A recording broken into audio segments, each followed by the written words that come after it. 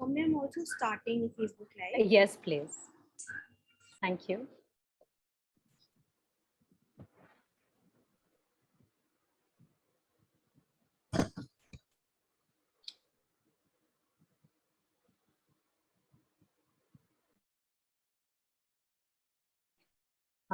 Good morning, good afternoon, and good evening to different people joining us from different parts of the world today. Jai Bhim, and thank you for joining us today on the 14th of April for this edition of the Dialectics of Other India, our webinar titled Educate, Agitate, and Organize. We have an interesting lineup of speakers for you today, and we will have speakers speaking and addressing our audiences in multiple languages. We'll have speakers talking to you in English, Tamil, and Hindi.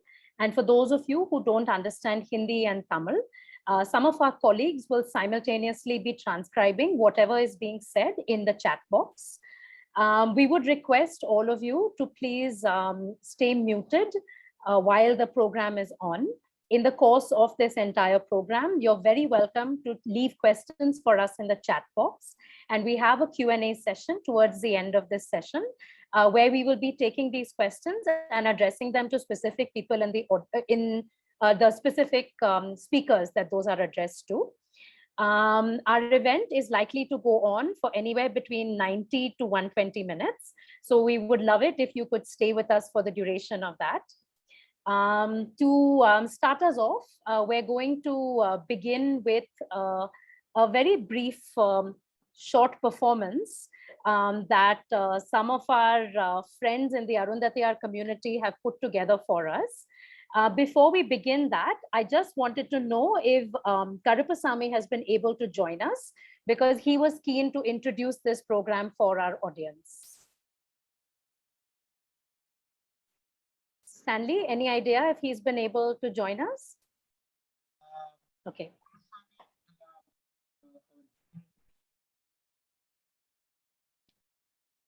Okay. Is he? No. So maybe what we'll do is we'll wait for him to talk to us as soon as this short performance is over.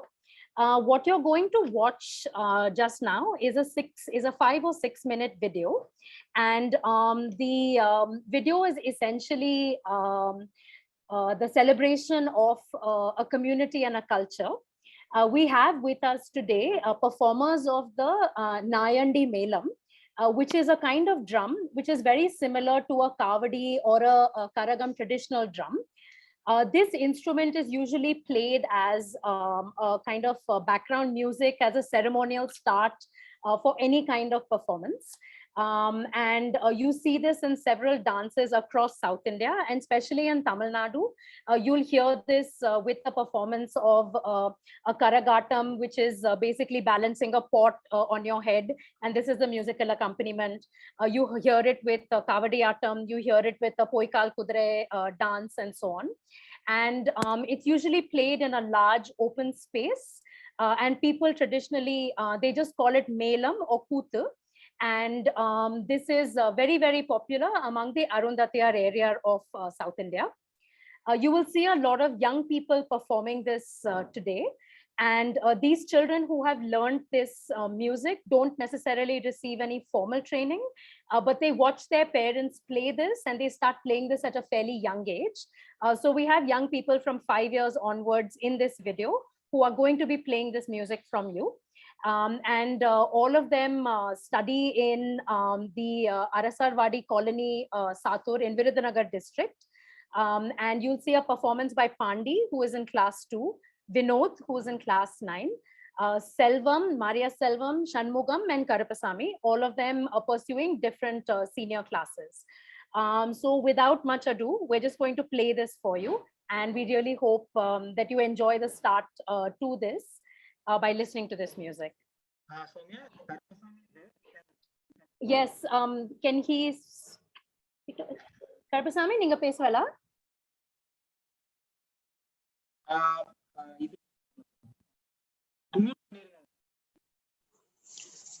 Some network problem. He is not trouble in network problem.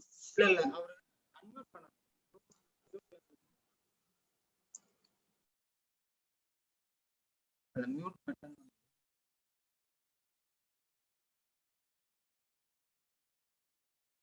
Okay, maybe while he sorts out his network, we could probably just start. And then when he's ready, Stanley, if you could let us know, then we can just go ahead and play this. Yeah, sure. Thank you.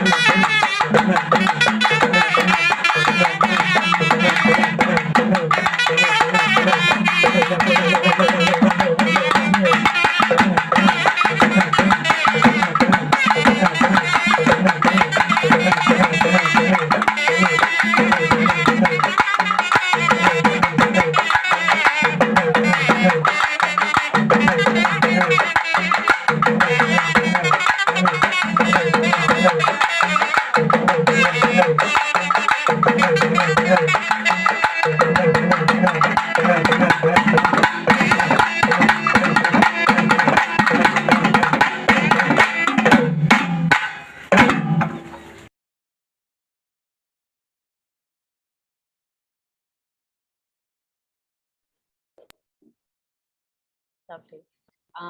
So welcome again to this webinar. Is Karupasami's network now better? And can he speak to us and introduce what he wanted to tell us about the music?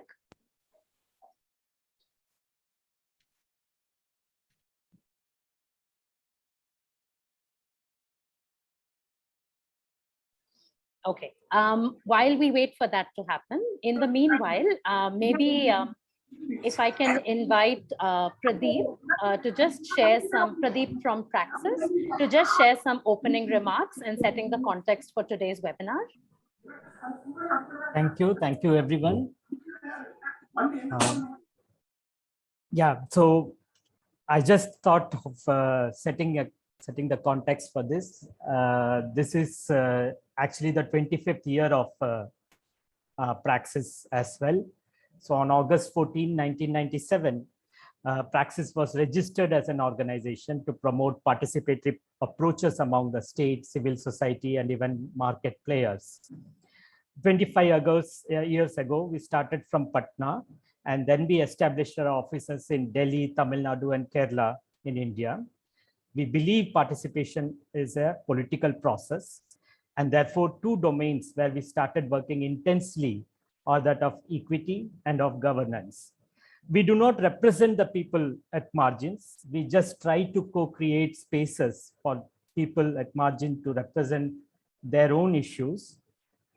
The combination of the principles of participation and of equity helps us to challenge a number of our own work and programs, and have been taking small steps to facilitate a social transformation in the society. The thoughts and actions of Ambedkar, Periyar, Marx, Paulo Freire, Savitri Phule continuously inspire us to facilitate and establish the principles of social and economic democracy in the country. We are, over the time, have become secretariat for a number of networks, including National Alliance Group for Denotified, Nomadic and Semi-Nomadic Communities, Social Equity Watch, Corporate Responsibility Watch, and also Community Collect Initiative. In this journey of ours, we have been constantly learning from a number of community leaders whose lived experiences of marginalization we have listened to and allowed to influence ourselves to curate our programs. In this 25th year, this webinar is one of our efforts to bring certain debates which are otherwise marginalized to be brought to the forefront. Shakila, Palaniamma, Ponuchami, Pratima Kumari, they are all attempting to ground the principles of Ambedkar in their work. We have listened to them at different times and different places. So we thought, we surely felt that their work needs to inspire many others, like the way they have influenced us. Similarly, Raju and Rama have made their presence globally and have broken many barriers in their respective life journey. So we thought we all listen to them as well. More such webinars would follow. And on May 12th, the first death anniversary of our beloved colleague, Anindo Banerjee, we are planning a conference on Bihar Socio-Economic Development White Paper in Patna. You will soon hear from us more on that. Similarly, on August 14, 2022, the day we would be celebrating our 25th year, we are planning a day-long event on participation today. We'll keep you updated on that. Our learning has been that the CSOs and the government and businesses or corporate responsibilities curate their development programs in such a way that they fit well within the four walls of patriarchy and caste system. Therefore, we need to constantly call out such plans and programs and help the development paradigm embark into an anti-caste and anti-patriarchy socialist framework. This is just an attempt to build those debates in public domain. I'll stop here. Thank you very much for that, Pradeep. I think without further delay, we have two keynote speakers with us. And I'd like to first call on Rama to talk to us about Dalit feminism. And for all of you who want to know a bit more about Rama, my colleagues will be pasting a brief profile of her in the chat box. Over to you, Rama. Thank you, Soumya. Thanks everyone for joining today. And it's a really proud moment for me today on the day of the birth anniversary of Baba Saheb, and I'm really honored to be here today. So what I'm going to say is nothing new, and you already know about it, and it is not an academic work. It's just a personal narrative, as Pradeep has already mentioned. It's just based on my own experience of working in India and globally. So just to start off with, I just wanted to talk about what Dalit feminism is in the first place. We all know feminist theories in an all-embracing way talk about equality of sexes in all spheres. They accord importance to difference, as it is the different experiences of women with respect to systematic domination faced by them in the patriarchal society that adds up to the feminist body of thought and work. What is Dalit feminism in the first place? The term and concept might not be new to many of you. Dalit, can you hear me? Sorry. Yes, we can, Rama.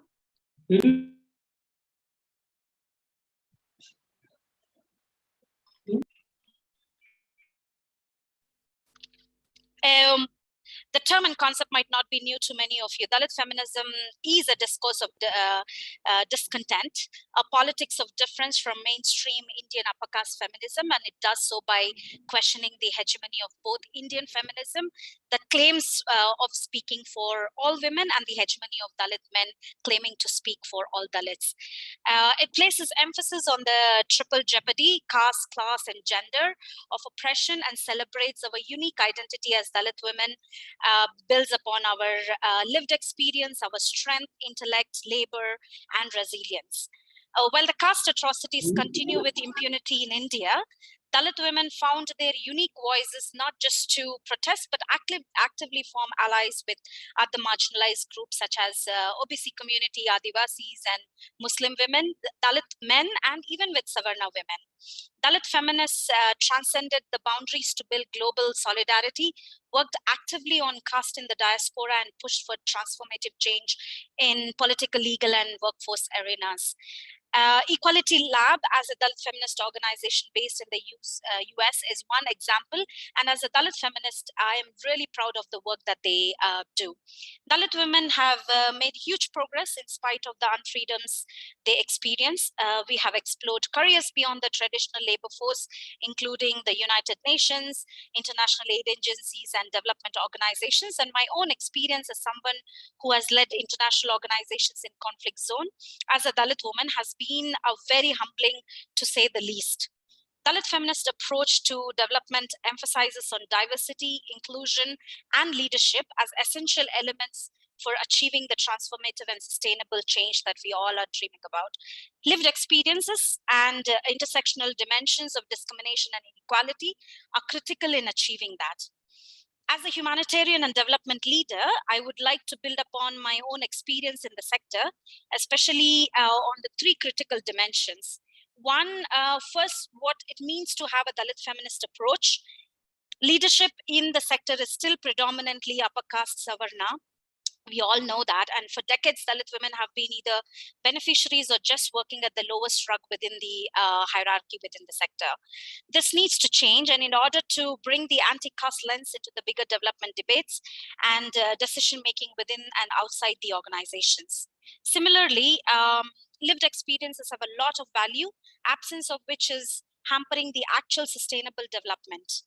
Interventions on ground and policy making do not really build upon these lived experiences that can actually bring unique insights, challenge assumptions, and help pinpoint areas of real change. Key impediments to achieve this are definitely absence of anti-caste lens and presence of caste arrogance amongst people who are working in the sector. To quote from the experience of a fellow Dalit woman, which was widely also published in social media, when she asserted that organizations should hire an Adivasi as a program manager on a project with and for Adivasi. Senior Savarna member of her management actually ridiculed her by saying, like, it is not mandatory to hire an animal for a project with animals. Adivasis don't need to be hired for this project. So this is the kind of arrogance we are talking about in the sector, which is kind of, a main hindrance for Dalit women with so much expertise and experience to excel in the sector. Second, I would like to emphasize on what could it possibly mean in South Asian context and global context. Caste is a common factor across South Asian communities, so Dalit feminist ideology and approaches are very, very much relevant here. And we've had many strong Dalit women and Dalit feminists who have already started spoken about it and have been working tirelessly both in countries and at global level. Dalit feminism and Ambedkarite ideology looks at the world as one canvas, especially to place ourselves in a larger context and ally with the world's oppressed. Building solidarity and allyship is key to this ideology. And in this direction, I try to break free from restricting myself and make myself relevant on the world platform. And there are more similarities than differences in how marginalized communities across the world are experiencing inequality, discrimination, and oppression. And Dalit feminism as an ideology actually helps us transcend these, in my opinion and experience. Last but not least, a reference to my own journey. Generally, women who work in the NGOs and development sector have belonged to multiple ideologies. They have been Marxists, feminists, and several shades of political opinions and own their ideologies very proudly. And I've seen that NGOs encouraged to take such political stances. However, it is rare to find an Ambedkarite Dalit feminist who had such a privilege, especially when it comes to holding positions in the top management. It's a tragedy that I, as a Dalit woman, am amongst very few women in such a space. However, I believe change is definitely possible, and it has not been an easy journey for me. For spending my childhood in a railway colony doing odd jobs to making basic ends meet. So sitting here today in front of all of you on Baba Saheb's birth anniversary, I've come a long way. I'm sure if we encourage and support women from our communities, treating them as equals and according them the opportunities that have been denied, many more Dalit women will be able to assert themselves and take positions which are rightfully theirs. Jai Bhim. Thank you. Thank you so much, Rama. It was really, really wonderful to hear that, and also drawing upon your own life. And thank you for telling us about so much of the vast experience that you've had globally, because I'm sure you're able to see caste transcend into multi-layered ways across the different contexts that one also ends up working in, not only just in India, but even more so in other countries amongst Indians. So it was lovely to hear that. Thank you. I'm now just going to request our next keynote speaker, Raju Kendre, to come and talk to us and address the audience about a theme which is very, very close to his heart, which is about empowering first generation learners amongst communities that live at the margins. Just on a side note, I know that there were quite a few people at the webinar today who were also keen to hear from Tom and also to have him moderate the discussion. Unfortunately, he wasn't able to join us because of a last minute bereavement in his family, but he sends his best. So now, Raju, it's over to you.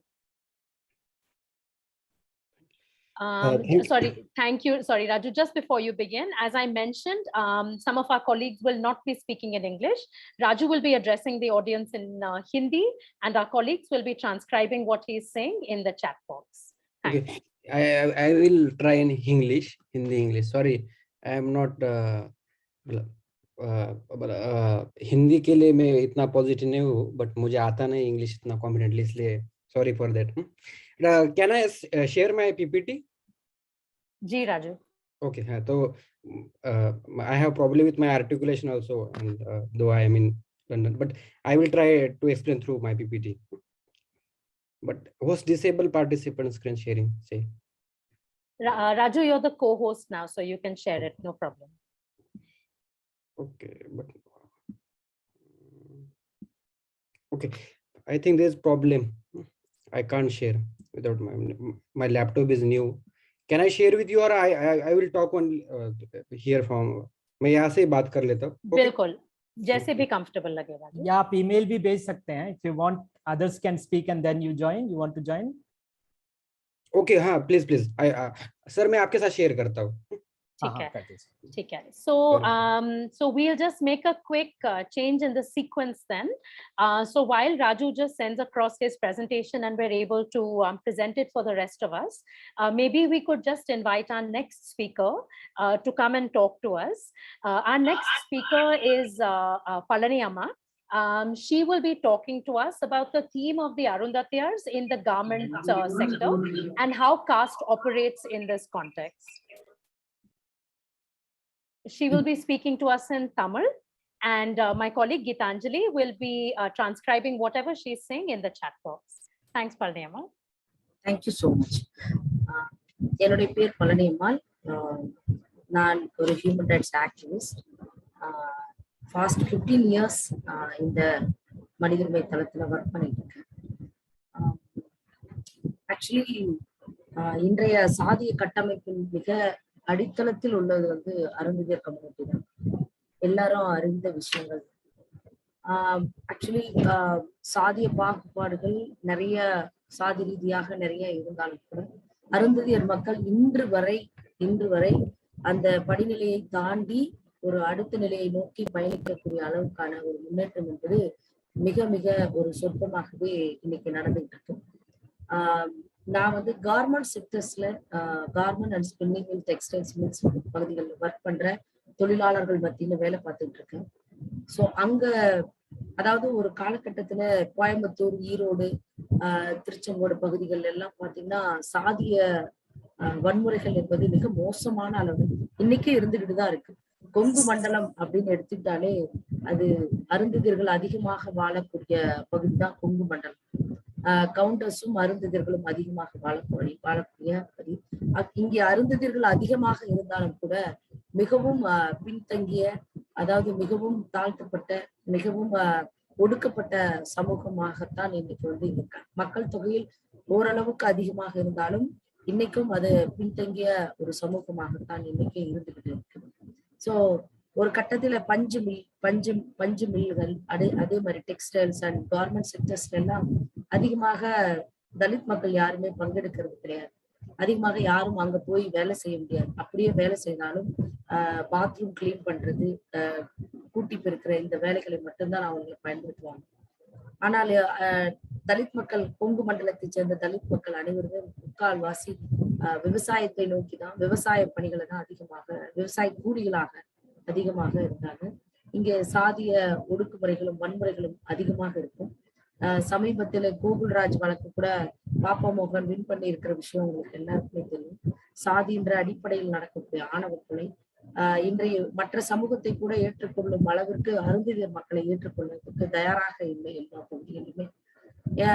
இப்ப பஞ்சு மில்லுகள்ல இப்ப சமீப காலத்துல விவசாயம் மிக மோசமான அடித்தளம், மிக மோசமாக பாதிக்கப்பட்டு வரும் நிலையில் மக்கள் வேற்று பணிகளை தேடி செல்லக்கூடிய நிலையில் இருக்காங்க. அந்த அடிப்படையில இப்ப சமீபத்துல கிட்டத்தட்ட ஒரு 2-3 வருடங்கள் பாத்தீங்கன்னா பஞ்சு மில்களுக்கு, பஞ்சு மில், கார்மெண்ட்ஸ் அண்ட் டெக்ஸ்டைல்ஸ் மில்களுக்கு வேலைக்கு போக ஆரம்பிக்கிறாங்க. விவசாயம் இல்லாதனால அந்த மில்லுக்கு போக ஆரம்பிக்கிறாங்க. அங்க அருந்ததியர்கள் எப்படி நடத்தப்படுறாங்க அப்படின்னு சொல்லி பார்க்கும்போது, பேசிக்கா அருந்ததியர் மக்களுக்கு வந்து இன்னைக்கு வரைக்கும் எவ்வளோ, அதாவது ஒரு தொழிலாளினா என்னென்னலாம் ஸ்கீம் திட்டங்கள் இருக்குன்னு சொல்லிட்டு அவங்களுக்கு யாருமே சொல்லி கொடுக்கறது கிடையாது. இன்னைக்கு PF, ESI, கிராஜுவிட்டின்னு தொழிற்சங்க சட்டங்கள் 44 சட்டங்கள் இருந்தாலும், ஆனால் இன்றைக்கு அதை பற்றின விழிப்புணர்வு என்பது இந்த அருந்ததியர் மக்கள் மத்தியில் சுத்தமாக இல்லை. அதை சொல்லிக் கொடுப்பதற்கு கம்பெனிகள் தயாராக இல்லை. அந்த நிலையில தான் இருக்காங்க. இன்னைக்கு சமீபத்துல நாங்க ஒரு சர்வே கண்டக்ட் பண்ணோம்.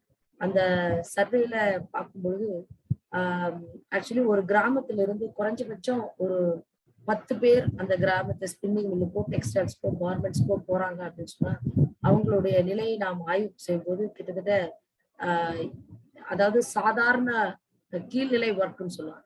அதாவது பஞ்சு மில்லுக்கு போனா பஞ்சு உதற வேலை மட்டும்தான் கொடுப்பாங்க. அதை பஞ்சை வந்து நூலாக்குறதோ அதை ஹையர் போஸ்டிங்ஸ் யாருமே அந்த அருந்ததியர் மக்கள் யாருமே கிடையாது அப்படிங்கிறத நாங்க வந்து கண்டுபிடிச்சோம். அதே சமயத்துல அவங்களுக்கு இன்னொரு மோசமான ஒரு கல்ச்சர், இன்னைக்கும் டெக்னாலஜி எவ்வளோ விஷயங்கள் வளர்ந்துருந்தாலும் கூட இன்னைக்கு பாத்தீங்கன்னா ஆக்சுவலி தண்ணி வந்து பாக்குறோம். இன்னைக்கும் எப்படி இருக்குன்னா மேல் ஜாதி சொல்லக்கூடிய அந்த சமூகத்துக்கு சில்வர் கேன்ல தண்ணி வைப்பாங்க. அதேவே அருந்ததியர் கம்யூனிட்டிக்கு பானையில தனியா தண்ணி வைப்பாங்க. ஏன்னா அதாவது கேன் டிஃப்ரெண்ட், அதாவது என்னன்னா சில்வர் கேன்லயே அருந்ததியருக்கும் வைக்கலாம். ஆனா என்ன ஆயிடும்னா சில்வர் கேன்ல வச்சு அவங்களுக்கு ஈக்குவலா ஆயிடுவாங்களாம். அதனால என்ன பண்றாங்கன்னா அந்த பானையில தண்ணி வச்சு கொடுக்குறாங்க. இன்னைக்கும் அந்த கல்ச்சர் இருந்துகிட்டே இருக்கு. அதே மாதிரி பாத்தீங்கன்னா மற்ற கம்பெனி ஒர்க்கர்ஸ் எல்லாம் என்ரேஜ் ஆப்ரேட்டர்ஸ், சூப்பர்வைசர், ஹச்ஆர்ன்னு சொல்லிட்டு இருப்பாங்க. ஆனா தலித் மக்கள் ஆக்சுவலி இப்ப சமீபத்துலதான் இருந்தாலும் கூட முன்னாடி நிறைய பேர் ஒர்க் பண்ணியிருந்தா கூட இன்னைக்கும் அந்த ஆண்கள் கூட இன்னைக்கு வந்து சூப்பர்வைசர் ரேஞ்ச்ல இருக்காங்களான்னு சொன்னா அந்த மாதிரி எந்த நிலையிலும், குறிப்பாக நான் திருச்செங்கோடு அதாவது நாமக்கல் டிஸ்ட்ரிக்ட்ல நாங்க எடுத்து பார்க்கும் பொழுது அந்த மாதிரி யாருமே வந்து ஒரு ஹையர் போஸ்டிங்ஸ் கிடையாது அப்படிங்கிறது நமக்கு வந்து தெரிய வருது. அது மட்டுமல்ல, அதாவது என்னன்னா ஒரு சிறு தவறு செய்தால் கூட, ஒரு தெரியாம ஒரு தவறு செஞ்சா கூட இம்மீடியட்லி அவங்கள வந்து என்ன பண்றாங்கன்னா நீ இனிமே வேலைக்கு வராதன்னு சொல்லிட்டு கட்டாயப்படுத்தி அவர்களை வெளியே அனுப்புற கூட்டம் இன்னைக்கு நடந்துகிட்டே இருக்கு. மற்ற சாதியினருக்கும் இருந்தாலும் கூட, ஆனால் இவர்களுக்கு பேசிக், அதாவது அவர்களுக்குன்னு ஒரு சாய்ஸ் கொடுப்பாங்க. மன்னிப்புன்றது ஒண்ணு இருக்கும், வார்னிங் கடிதம்னு ஒண்ணு இருக்கும். ஆனா இவங்களுக்கு அந்த வார்னிங் கடிதங்களோ அந்த மன்னிப்பும் கிடையாது. சரியாக சிறு தவறுகள் செய்தாலும், தெரியாமல் தவறுகள் செய்தாலும் உடனடியாக அவர்களை வேலையை விட்டு வெளியேற்றக்கூடிய ஒரு நிலைதான் அங்க இருக்கிறத நமக்கு பார்க்க முடிஞ்சுது. இன்னைக்கும் அருந்ததியர் மக்கள் வந்து அந்த வாகனம் அப்படின்னு நீங்க பாத்தீங்கன்னா, நான் சமீபத்துல கண்டுபிடிச்ச விஷயம் என்னன்னா, அதாவது மற்ற சாதியினரும் அந்த கம்பெனிக்கு வேலைக்கு போறாங்க. நம்ம அருந்ததியர் சமூகமும் அந்த கம்பெனிக்கு வேலைக்கு போறாங்க. ஆனா அந்த வேன் வந்து கரெக்டா அந்த பர்டிகுலர் வேன் அருந்ததியர் மக்கள் எங்கெல்லாம் வேலைக்கு போறாங்களோ அவங்கள மட்டும் ஏத்திட்டு போறதுக்கு ஒரு வேன். இது யாரும் உற்று கவனிச்சாங்களான்னு எனக்கு தெரியாது. நான் கிட்டத்தட்ட இங்க வந்து ஒரு 2 வீக் நான் வந்து கண்டுபிடிச்ச விஷயம் வந்து என்னன்னா, அந்த பர்டிகுலர் வேன் மட்டும் அந்த அருந்ததியர் ஜனங்களை மட்டும்தான் ஏத்திட்டு போவாங்க. மற்ற ஜாதியினரை அதுல வந்து ஏத்துறது கிடையாது. அந்த கல்ச்சரை பார்த்தோன்னே மிகவும் ரொம்ப ஒரு வேதனையான ஒரு விஷயமா தான் இருக்கு. இன்னைக்கு எஜுகேஷன் லெவல்லயே நம்ம பத்தி பாத்தீங்கன்னு வச்சுக்கோங்க. இன்னைக்கு ஆக்சுவலி எங்க டீம் வந்து இருக்காங்க. அவங்க ஒரு சர்வே எடுக்கப்ப டிகிரி படிச்ச பிள்ளைங்க எல்லாமே இன்னைக்கு என்ன ஆயிட்டாங்கன்னா மொத்த கம்பெனிகளுக்கு வேலைக்கு போறதும், கோழி பண்ணைகளுக்கு வேலைக்கு போறதும், இந்த மாதிரி ஒரு சூழ்நிலை தான் அருந்ததியர் கம்யூனிட்டிக்குள்ளார இன்னைக்கும் நடந்துகிட்டே இருக்கு. இன்னைக்கு வந்து ஒரு பிஎஃப்னா என்ன, கிராஜுவேட்னா என்ன, இஎஸ்ஐனா என்ன அப்படிங்கிற விஷயம் அவங்களுக்கு தெரியல. சமீபத்துல ஒருத்தர்கிட்ட நான் கேட்கிறேன், உங்களுக்கு பிஎஃப் இருக்கா அப்படின்னா என்ன அப்படின்னு. ஆனா அவங்க கிட்டத்தட்ட ஆக்சுவலி கிட்டத்தட்ட 5 வருஷம் வேலை பார்த்தவங்க. அவங்க கிட்ட கேட்கும்போது உங்களுக்கு பிஎஃப் இருக்கா அப்படின்னு சொன்னப்ப, அப்படின்னா என்னன்னு எங்களுக்கு தெரியாது, பிஎஃப்னா என்ன அப்படின்னு. பட் அவங்களுக்கு வந்து சம்பளத்தை அந்த பேங்க்ல இருந்து அந்த சம்பளத்தை எடுக்கும் பொழுது உங்களுக்கு டோட்டலா சம்பளம் எவ்வளவுன்னு சொல்லும் போது அவங்க 9,000 ரூபான்றாங்க. எவ்வளவு வாங்குறீங்க அப்படின்னு சொன்னா 7,500 ரூபான்னு சொன்னாங்க. மீதி பணம் எங்க அப்படின்ற போது தெரியல, நான் பிடிக்கிறாங்கன்னு சொல்றாங்க, ஆனா என்னன்னு தெரியல அப்படின்னு சொல்றாங்க. சோ இந்த அளவுக்கு தான் அந்த கம்பெனிக்குள்ளார வேலை பார்க்கிற தொழிலாளர்கள் விழிப்புணர்வு என்பது பெற்றிருக்கிறாங்க. விழிப்புணர்வே கிடையாது அந்த அளவுக்கான தொழிலாளர். அதே சமயத்துல பாத்தீங்கன்னா இந்த பேங்க்ல பணம் போடுறது, ஆக்சுவலி கம்பெனி வந்து கிட்டத்தட்ட வந்து ஒரு நாமக்கல் டிஸ்ட்ரிக்ட்ல இங்க ஒரு மல்லூர் பகுதியில இருக்கு அப்படின்னு நம்ம வச்சுட்டா, மல்லூர் பகுதியில ஒரு கம்பெனி, அந்த கம்பெனில வேலைக்கு போறவங்க பேங்க்ல பணம் எடுக்கணும்னா சேலத்துல இருக்கிற ஒரு பேங்க்ல தான் அவங்க அமௌண்ட்டை டிரான்ஸ்ஃபர் பண்ணுவாங்க. இங்க இருக்கிறது பண்ண மாட்டாங்க. ஏன்னா அன்றைய நாள் அவங்க போய் லீவ் போட்டுட்டு தான் அந்த பணத்தை எடுத்துட்டு வர வேண்டும். இப்படி லீவ் போட்டு தொடர்ந்து அவங்க வந்து ஒரு 4 தடவை லீவ் போட வச்சாங்கன்னு வச்சுக்கோங்களேன், அவங்களுக்கு என்னன்னா அவங்களுக்கு வேலைக்கு வராதுன்னு சொல்லிட்டு நிப்பாட்டிடும். ஒரு ஸ்ட்ராட்டஜி, ஒருத்தங்க வந்து வேலைக்கு வரக்கூடாது அப்படின்னு முடிவு பண்ணிட்டாங்கன்னா அவங்கள இந்த மாதிரி பண்ணி அவங்கள வேலைக்கு வரக்கூடாது அப்படின்னு சொல்லிட்டு ஸ்டாப் பண்ற அந்த ஃபோர்ஸ் கட்டாயப்படுத்தி ஃபோர்ஸ் ரெசிக்னேஷன் பண்ண வைக்கக்கூடிய ஒரு சூழ்நிலையும் அங்க வந்து தொடர்ந்து நடந்துகிட்டு இருக்கு. அதாவது ஒரு தொழில் விவசாய கூலியிலிருந்து இன்னொரு அடுத்த நிலைக்கு அவர்களுக்கு செல்லும் பொழுது அதற்கான பாதுகாப்போ அதே மாதிரி அதற்கான சோசியல் செக்யூரிட்டி ஸ்கீமோ அவங்களுக்கு எந்த ஒரு விழிப்புணர்வு அற்றவர்களாகத்தான் இன்னைக்கு அந்த வேலைக்கு. அதே சமயத்துல இன்னொரு சம்பவம் என்பது ரொம்ப மோசமா எனக்கு ஆக்சுவலி ஈரோடு பக்கத்துல இருக்கிற ஒரு ஸ்பின்னிங் மில், அதாவது ஒரு பஞ்சு மில்லுல வேலைக்கு போறாங்க. எங்க கிராமங்கள்ல இருந்து வேலைக்கு போறாங்க. அவர்கிட்ட கேட்கும் பொழுது ஆக்சுவலி இந்த பெண்களை எப்படி வேணாலும் பேசலாம். அதாவது ஒரு அம்மா சொல்றாங்க அழுதுகிட்டு, தான் புருஷன் கூட அப்படி ஒரு வார்த்தையை பயன்படுத்துறது கிடையாது. அப்படி ஒரு வார்த்தையை பயன்படுத்தி சாதி ரீதியாக அவங்க வந்து இப்படி பேசுறாங்க. ஆனாலும் எங்க குடும்ப வறுமையின் காரணமாக எங்களால அந்த இடத்துக்கு போகாம இருக்க முடியல. வேற என்ன பண்றது, எல்லாத்தையும் சகிச்சுக்கிட்டு தான் நாங்க வந்து இதுக்காக வாழ வேண்டியிருக்கு அப்படின்னு சொல்றாங்க. இன்னொரு இன்னைக்கு இருக்கிற விலைவாசி பொருளாதார எக்கனாமிக் கிரைசிஸ் எல்லாம் நீங்க பாத்தீங்கன்னா தாறுமாறா இன்னைக்கு விலையேற்றங்கள் ஏறிட்டு இருக்கு. இதனால என்ன ஆகுதுன்னா அங்க நடக்கிற எந்த சம்பவத்தையும் வெளியில சொன்னா வேலை கிடைக்காதுன்னு சொல்லிட்டு பயந்துட்டு இன்னைக்கும் அவர்கள் அதை சொல்ல மறுக்கிறாங்க. நானும் கூட நிறைய பேர்கிட்ட பேசி பார்க்கும்பொழுது நிறைய பேர் வாய் திறக்க மறக்கல. சில நம்மளுக்கு உறவுகளாக இருக்கக்கூடிய நண்பர்கள் உறவினர்கள் மூலமாக எனக்கு கிடைச்ச தகவல்கள் இந்த விஷயங்கள் தான். அதே மாதிரி நம்ம பெண்கள் எல்லாருமே சர்வே எடுக்க, அதாவது அதை பத்தி தகவலை சேகரிக்க போகும் பொழுது அவர்கள் எந்த ஒரு வாயுமே திறக்க மறுக்க காரணம் என்னன்னா அவங்களுக்கான வருமானம் என்பது கிடையாது. ஒரு கட்டத்துல விவசாயம் இருந்தது. அதே சமயத்துல இன்னைக்கு வியாபாரங்கள் கூட அருந்ததியர்கள் பண்ண முடியாது. மற்ற சாதிக்கு அதே தலித் மக்கள் சொல்லக்கூடிய ஆதி திராவிடர்கள் பண்றாங்க, ஒரு வியாபாரம் பண்றாங்க, ஒரு கடைக்கண்ணி வச்சு இருக்காங்க. ஆனால் அருந்ததியர்கள் குறிப்பாக எங்கள் பகுதியில், குறிப்பாக நாமக்கல் மாவட்டங்கள்ல அருந்ததியர்கள் எந்த கடையும் வச்சிருக்க முடியாது, எந்த வியாபாரம் பண்ண முடியாது. ஏதாவது ஒரு டைலரிங் ஒர்க் மட்டும் பண்ணலாம். அதுவும் டைலரிங் ஒர்க்ல கூட மோஸ்ட்லி யாரு துணி கொடுப்பாங்கன்னா அருந்ததியர் மக்கள், அந்த தலித் மக்களுடைய துணிகள் தான் அவங்களுக்கு வருமே தவிர மற்ற சாதியினர் அந்த துணியை கொடுத்து தைச்சுக்கலாம் மாட்டாங்க.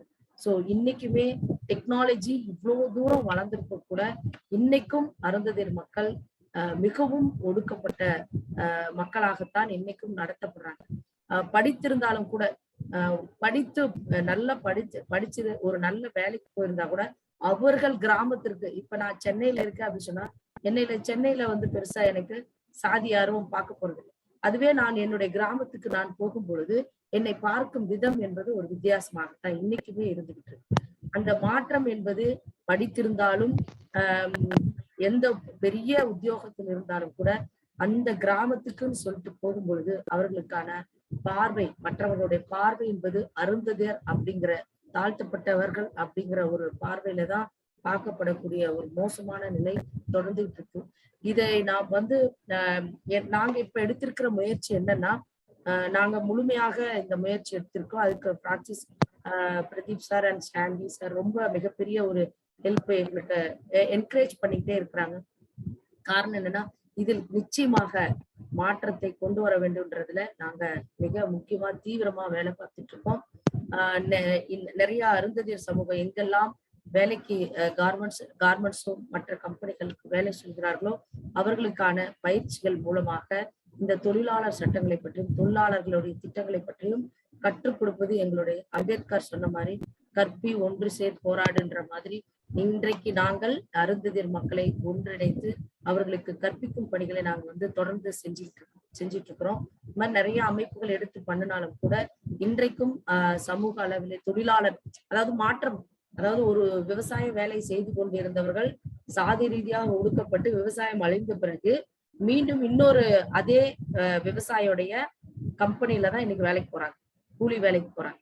அதாவது ஒரு பெரிய விவசாயி வந்து நிறைய நிலங்கள் வச்சிருப்பாரு, அவருடைய நிலத்துல வேலை பார்த்துட்டு இருந்தவங்க விவசாயம் விட்டுட்டு இன்னைக்கு எல்லாருமே இன்னைக்கு ஈரோடு, கோயம்புத்தூர் எல்லா பகுதிகளையும் பாத்தீங்கன்னா இன்னைக்கு எல்லா முதலாளிகளுமே இன்னைக்கு மில்லு, பஞ்சு மில், டெக்ஸ்டைல்ஸ், கார்மெண்ட்ஸ் சொல்லிட்டு ஆரம்பிச்சிருக்காங்க.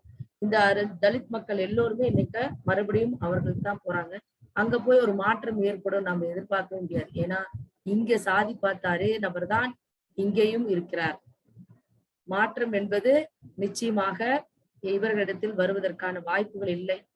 அதனாலதான் நாங்க என்ன பண்றோம்னா, நம்ம மக்களை, அருந்ததியர் மக்களை முழுமையாக, அருந்ததியர் தொழிலாளர்களை முழுமையாக அவர்களுக்கு இந்த சட்டங்களை பற்றி புரிதலை ஏற்படுத்தி அவர்களை கேள்வி கேட்பவர்களாகவும் அதற்காக போராடக்கூடியவர்களாகவும் மாற்றுவதுதான் எங்களுடைய முக்கிய குறிக்கோளாக எடுத்துக்கிட்டு இன்னைக்கு நாங்க வேலை பார்த்துட்டு இருக்கோம்.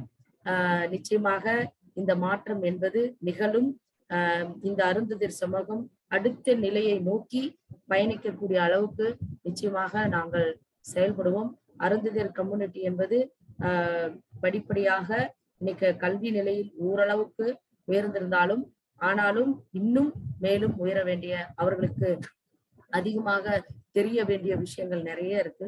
அதை கற்றுக் கொடுப்பதற்கு நம்மை போன்ற இருப்பவர்கள் தயாராக இருந்து அவர்களை மேலே கொண்டு வருவதற்கான முயற்சிகளை மேற்கொள்ள வேண்டும் அப்படின்றதுதான் என்னுடைய ஆசை.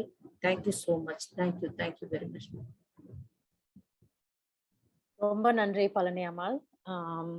And thank you for reminding us that caste is not something that is so easily forgotten in contexts like businesses, where we assume that it does not operate, but for reminding us in how it operates in the smallest and most nuanced of ways. So thank you very much for that. Please stay with us because I'm sure there will be a lot of people who have questions for you. I'd now like to request Raju to address us. And Raju, we now have your presentation available with us. So over to you if you'd like to begin. Hello. जी राजू, आप शुरू कर सकते हैं. I am audible? आवाज आ रही है मेरी? जी बिल्कुल. तो thank you basically praxis, Pradeep sir, Saumya ji, Thomas sir. और एक शुरू में कहना चाहूँगा कि मतलब जब मैं मेरा पूरा एजुकेशन मतलब डिग्री तब वर्नाक्युलर में हुआ, उसके बाद मुझे TISS में जाने का मौका मिला. तो वहाँ पे हम पार्टिसिपेटरी मतलब PRA वगैरह बहुत अच्छे से पढ़ते थे TISS में. तो सोशल वर्क तो हमारा PRA का अंडरस्टैंडिंग बहुत आधा अधूरा था उस टाइम. शायद हम बिलोंगिंग फ्रॉम दो नोमैडिक ट्राइब एंड हम जब गाँव में जाते थे, जब मैं अब सुहास में जब मैं आया, सुहास में अभी पढ़ रहा हूँ, तो प्रदीप सर का एक आर्टिकल पढ़ा मैंने. तो वहाँ पे मैंने असाइनमेंट भी किया. उसके बाद सर से लिंक्डइन पे कनेक्ट हुए. तो वो जो अप्रोच था वो मतलब एक 5-7 साल में था कि ये यही अप्रोच चाहिए काम में, बट नहीं लगा कि थियोरेटिकल लेवल पे किसी ने रखा है. तो ऑलरेडी प्रैक्टिस उस पर बहुत सारे उससे काम कर रहा है. तो सॉरी, हम थोड़ा सा सेंट्रल इंडिया से आते हैं या उस एरिया से आते हैं, तो प्रैक्टिस का नाम सुना था बट काम इतना डेप्थ में है पता नहीं था. तो थैंक यू. और 25 साल आपका कंप्लीट हो रहा है तो बहुत बहुत हमारे लिए भी खुशी, और आगे ये सिनर्जी और साथ में काम करने का मौका मिला तो बहुत. और thank you for this platform. Thank you. तो ये जर्नी जो है एकलव्य का, तो ये पर्सनल मतलब मेरा कुछ पढ़ाई, हम हायर एजुकेशन डोमेन में काम करते हैं एजुकेशन में, तो मेरा कुछ पर्सनली पढ़ाई एजुकेशन या कुछ MA BEd MEd ऐसा हो चुका नहीं है, बट मेरा जो लिव्ड एक्सपीरियंस है उसी से एकलव्य उभरा है. मतलब काफी ऐसा कुछ स्ट्रक्चरल वे नहीं था कि कोई बहुत जो टायर 1 सिटी वाले, साउथ बॉम्बे, साउथ दिल्ली वाले लोग जो करते हैं कि कोई अच्छा ऑर्गेनाइजेशन खोल के काम करना है, तो ऐसा कुछ हमारे लाइफ में हुआ नहीं. हमारा जो लिव्ड एक्सपीरियंस था कि वही हमको मोटिवेट किया एकलव्य शुरू करने के लिए. और एकलव्य नाम का शायद आप सभी को स्टोरी पता होगा, तो वही हमको मोटिवेट करता है बार बार. तो ये एक फोटो है सिर्फ मेरे माँ पिताजी के साथ. मैं नोमैडिक ट्राइब कम्युनिटी से आता हूँ. तो माँ पिताजी नोमैडिक ट्राइब का एक अभी भी एक तो कल्चर, मतलब पुराना कल्चर था कि एट द जॉब मेरे माँ पिताजी का शादी एट द जॉब 9, माँ थी शायद 8-9 और पिताजी 10 साल के थे तब शादी हुआ था. तो माँ का बहुत इच्छा था पढ़ने का, बट वो कंप्लीट नहीं कर पाई, उनको ससुराल आना पड़ा.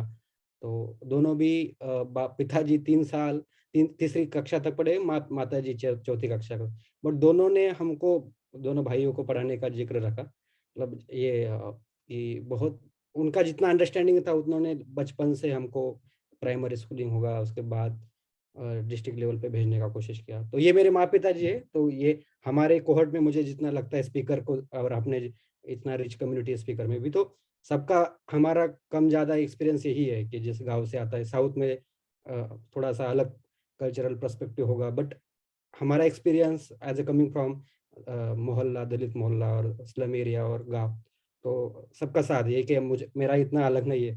तो नेक्स्ट स्लाइड प्लीज समझिए। तो ये हम बात कर रहे हैं एकलव्य के अंदर की मतलब bringing equity in access to quality higher education and opportunity and building local role models. मुझे लगता है कि बेसिक मेरा भी खुद का जो एग्जांपल है, मतलब आज मैं लंदन में पढ़ रहा हूँ स्वास जैसे अच्छे इंस्टीट्यूट में, तो मुझे लगता है कि हायर एजुकेशन एक अच्छा टूल है जो लोकल रोल मॉडल्स या लीडरशिप का बात कर सकता है।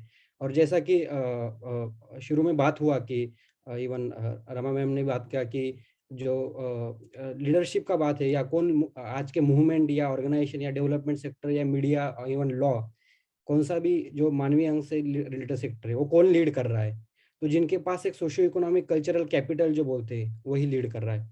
तो हमको जो हमारा वही नैरेटिव है लॉन्ग टर्म में कि एजुकेशन, वही एजुकेशन हम प्रमोट कर रहे हैं, मेनली ह्यूमैनिटीज, सोशल साइंस, और आगे जाके स्टेम मेडिकल भी करेंगे, जहाँ पे ग्रास रूट का लीडरशिप होगा।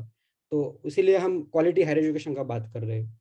तो ये हमारा मोटा मोटी हम विजन रख रहे हैं कि no student should deprive of quality education and employment opportunity. अभी भी इस पे काम चल रहा है, जो मार्केट के हिसाब से अभी भी हम क्लियर नहीं रख पा रहे, शायद प्रदीप सर उसको हेल्प करेंगे आगे।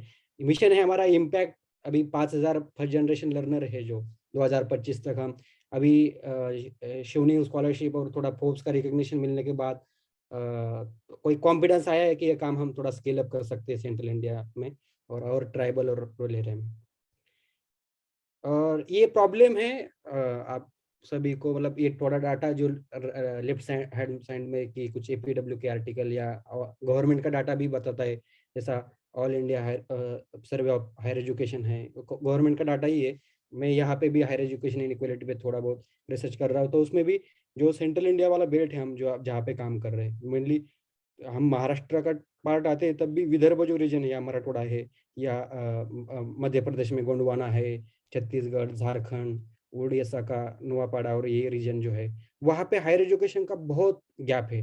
मैं मतलब ट्राइबल मेलघाट नाम का रीजन है जहाँ पे मैं 2 साल था, तो वहाँ पे मतलब 50 गांव में इन 50 विलेज अराउंड पेरीफेरी में एक भी ग्रेजुएट बंदा नहीं था 10 साल पहले। तो वहाँ से हमने लगभग 25 बच्चों को अभी ग्रेजुएशन के लिए बाहर निकाला मेन स्ट्रीम में, और वो आगे not only in social science, वो लॉ, मीडिया, क्योंकि वो उस 50 गांव में कोई लॉयर नहीं मिलेगा ट्राइबल कम्युनिटी से। और हम बात करते हैं फॉरेस्ट राइट एक्ट, पैसा वगैरह जैसे एक्ट दिल्ली में बैठ के या मुंबई में बैठ के, तो ऐसे एक्ट के लिए या ऐसे ग्रासरूट जैसा दीदी ने शुरू में बात किया, तो ऐसे लोकल लीडर्स को हम जरूरत है। और जो main stream institute like IIT, IIM, TISS, APU, तो यहाँ पे हमारा रिप्रेजेंटेशन होना चाहिए ऐसा, इसीलिए ये बात हो रहा है। अनएम्प्लॉयमेंट का भी इनडायरेक्टली बात कर रहे हैं कि जो एजुकेशन मेन स्ट्रीम में चल रहा है लोकल हमारे एरिया में, हम बात करते हैं इंजीनियरिंग, मेडिकल या BA BCom, तो वो एजुकेशन इतना ताकत का नहीं कि वो एम्प्लॉयमेंट का भी बात करें, तो वो भी हम ब्रिज करने का कोशिश कर रहे हैं। Absence of grassroot role model, ये हमारे मॉडल में बहुत इंपॉर्टेंट लगता है मुझे, क्योंकि हर एक गांव से कोई लड़का आगे आके पढ़ रहा है पुणे, मुंबई में या कोई TISS अजमप्रेम जी में, तो उसके बाद वो एक चेन बन जाता है। तो वो भी हम बात, क्योंकि बाबा साहब एक बड़ा एग्जाम्पल है, मतलब कंपेयर टू मेरे कम्युनिटी में नोमैडिक ट्राइब या NT-DNT में एजुकेशन का बहुत बड़ा गैप है, बट शेड्यूल कास्ट हम बाबा साहब को एज ए एजुकेशनल आइडल भी देखते हैं। मैं खुद जब TISS, जब एनिलेशन ऑफ कास्ट या बाकी उनके जो रीडिंग्स पढ़े, तो उनका मेरे लाइफ में भी बाबा साहब एज एजुकेशनल आइडल है, सोशल आइडल है। तो ये आइडल लोकल रोल मॉडल्स होने की बहुत जरूरत है। तो ये आखिर young people should get an equal opportunity to realise their potential through higher education, वही हम बात करें। Next slide please. तो ये स्टेक होल्डर, थोड़ा सा स्लाइड ये थोड़ा सा थोड़ा सा मार्केट के हिसाब से बनाए, थोड़े से वर्ड अलग होंगे। तो ये स्टेक होल्डर हमारे की स्टूडेंट्स, मेंटर्स, पेरेंट्स है, रूरल कॉलेजेस, उनके साथ हम पार्टनरशिप करते हैं। या यवतमाल में एक Savitri Jyotirao social work college है, उनके साथ हम 3-4 साल से पायलट चला रहे, कोलैबोरेट कर रहे, टीचर्स है, फैकल्टीज इन प्रीमियर यूनिवर्सिटी है, कम्युनिटी है, एकलव्य alumni, मतलब और टारगेट ग्रुप में हमारा mainly first generation college goers है विद इन मार्जिनाइज्ड कम्युनिटी, और मोस्ट ऑफ द कम्युनिटी मतलब हमारा target group 90% student are coming from DBA background, Dalit Bahujan Adivasi background, और students attended education in vernacular mediums, because मेरा पढ़ाई जो पूरा है टिल डिग्री, मतलब टिल पूरा 1000 पाउंड में यहाँ पे बताते हो तो लोग मतलब एकदम आश्चर्यचकित होते हैं कि 1000 पाउंड में इसने डिग्री तक एजुकेशन, मुझे पूरा 1 लाख रुपए भी नहीं लगाया होगा, पूरा मेरा वर्नाकुलर मीडियम में एजुकेशन थोड़ा सा, इसलिए IELTS इंग्लिश वगैरह जो लैंग्वेज के स्कोर भी कम आए, तो बट वो गैप था और वही तो मोटिवेट किया ये शुरू सबको। और टारगेट ग्रुप मेनली जो बोला है कि SC ST OBC minority and other marginalised community. बाकी कुछ कम्युनिटीज है जैसे कि शेड्यूल ट्राइब में और माइनॉरिटी में हमको स्पेशली NT-DNT भी, तो हमको वहाँ पे अभी आगे आउटरीच बहुत अच्छे से करना पड़ेगा, वहाँ से नंबर्स कम है हमारे 4 साल में, तो वहाँ पे हमको थोड़ा सा अलग स्ट्रैटेजी यूज करना पड़ रहा है अभी। ठीक है, नेक्स्ट स्लाइड। ये टारगेट इंस्टीट्यूशन है हमारा कि मेनली अभी जो 4 साल में जो हमारे 350 स्टूडेंट गए हैं उसमें टाटा इंस्टीट्यूट है, अजम प्रेम यूनिवर्सिटी है, सेंट्रल यूनिवर्सिटी है DU जैसे, humanities and social science department है IIT का, प्राइवेट यूनिवर्सिटीज़ अभी ये बड़ा चैलेंज है हमारे सबके सामने, बट उसके साथ भी हम एक एडवोकेसी लेवल पे काम कर सकते हैं, उसमें प्रैक्टिस का मार्गदर्शन लगेगा हमको कि इनके साथ कैसे बात कर सकते हैं, मतलब शिवनादार है, अशोका है, जिंदल है, NLU का एप्लीकेशन फी 3,500-4 हज़ार है, मतलब एंट्री पॉइंट पे ही गैप है। हमारा जैसा मतलब जो हम एप्लीकेशन करने टाइम 3,500 रुपये कहाँ से लाएंगे, तो ये NLU का बड़ा गैप है शुरू से, एंट्री पॉइंट से ही, और 22 NLU का इंस्टीट्यूट है लगभग, तो यहाँ पे हमारा बहुत रिप्रेजेंटेशन है, तो हम इसलिए देखते हैं ना Delhi supreme court, high court, यहाँ पे कौन लोग लीड कर रहा है, तो ये बार बार वही बात हो रहा है कि मतलब बट चैलेंज है, बट हम करेंगे उस पर धीरे धीरे का। फेलोशिप प्रोग्राम भी हम टारगेट कर रहे हैं, हमको लगता है कि मैं भी 1-2 फेलोशिप प्रोग्राम किया लाभ में, तो मुझे लगता है कि ऐसे प्लेटफॉर्म लीडरशिप चैनलाइज या थोड़ा सा एक ये थोड़ा सा मार्केट का स्टडी या थोड़ा सा स्किल सेट अपडेट करने के लिए काम आता है। उसमें गांधी फेलोशिप में अपने लगभग मोर देन 20 स्टूडेंट्स अपने काम कर रहे हैं, alumni है। ये स्टेट बैंक का एक फेलोशिप है, TFI है, गुंज है, अमेरिकन इंडिया फाउंडेशन है, लैंप है। लैंप में अभी तक कोई नहीं, बट कोशिश रहेगा लैंप में भी, क्योंकि लैंप अच्छा प्लेटफॉर्म है, मेंबर ऑफ पार्लियामेंट के साथ डायरेक्ट काम करता है, तो वहाँ पे अपने बच्चे जाने चाहिए। यंग इंडिया फेलो है, यंग इंडिया फेलो जैसे प्लेटफॉर्म तो डायरेक्ट टिकट मिलता है इनको हार्वर्ड, ऑक्सफोर्ड, कैम्ब्रिज जाने का। तो यहाँ पे भी मतलब यहाँ अल्टीमेटली आप लिबरल आर्ट का बात करते हैं, बट आपके लिबरल आर्ट में जो जिस कम्युनिटी का आप बात करते हैं वहाँ का रिप्रेजेंटेशन होना चाहिए ना, तो एकलव्य उसका भी बात कर रहे हैं।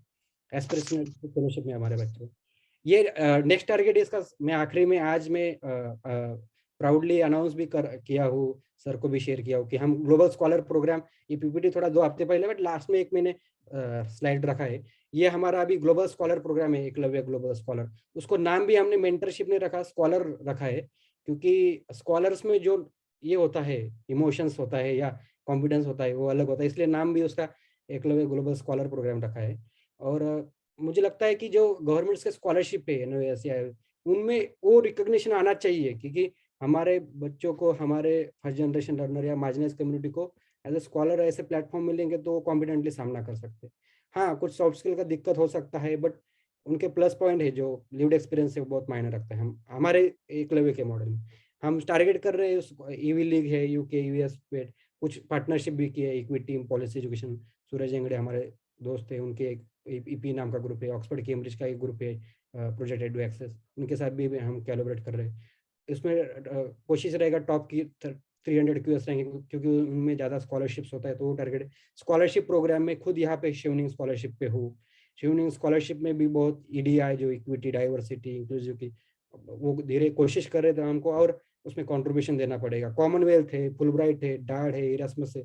Apart from government there are, मैंने नंबर्स निकाला था, अराउंड 600-700 स्कॉलरशिप्स नंबर है, जहाँ पे अपना representation as a community less than 10%, मतलब 10% है, तो वो रिप्रेजेंटेशन कैसे बढ़ना चाहिए मेन स्ट्रीम स्कॉलरशिप में, तो वो भी आगे टारगेट है। और उसके आगे हम स्टेम एजुकेशन का भी बात कर रहे हैं कि IIT, IIM, NIT का, क्योंकि इसके लिए 1-2 साल का कोचिंग या कैपेसिटी बिल्डिंग लगेगा, तो उसके लिए रिसोर्सेस चाहिए, तो वो भी हम कोशिश कर रहे हैं। मेडिकल इंस्टीट्यूशन भी, मेडिकल लीडरशिप का भी बहुत बड़ा गैप है। पैंडेमिक में हमने देखा मेलघाट गढ़चिरौली जैसा ट्राइबल एरिया में, आपके यहाँ ट्राइबल एरिया होगा साउथ में, तो वहाँ पे आपको मेडिकल ऑफिसर मतलब MBBS या प्रॉपर EMD मेडिकल या गायनेकोलॉजिस्ट नहीं मिलेगा पूरा ब्लॉक में।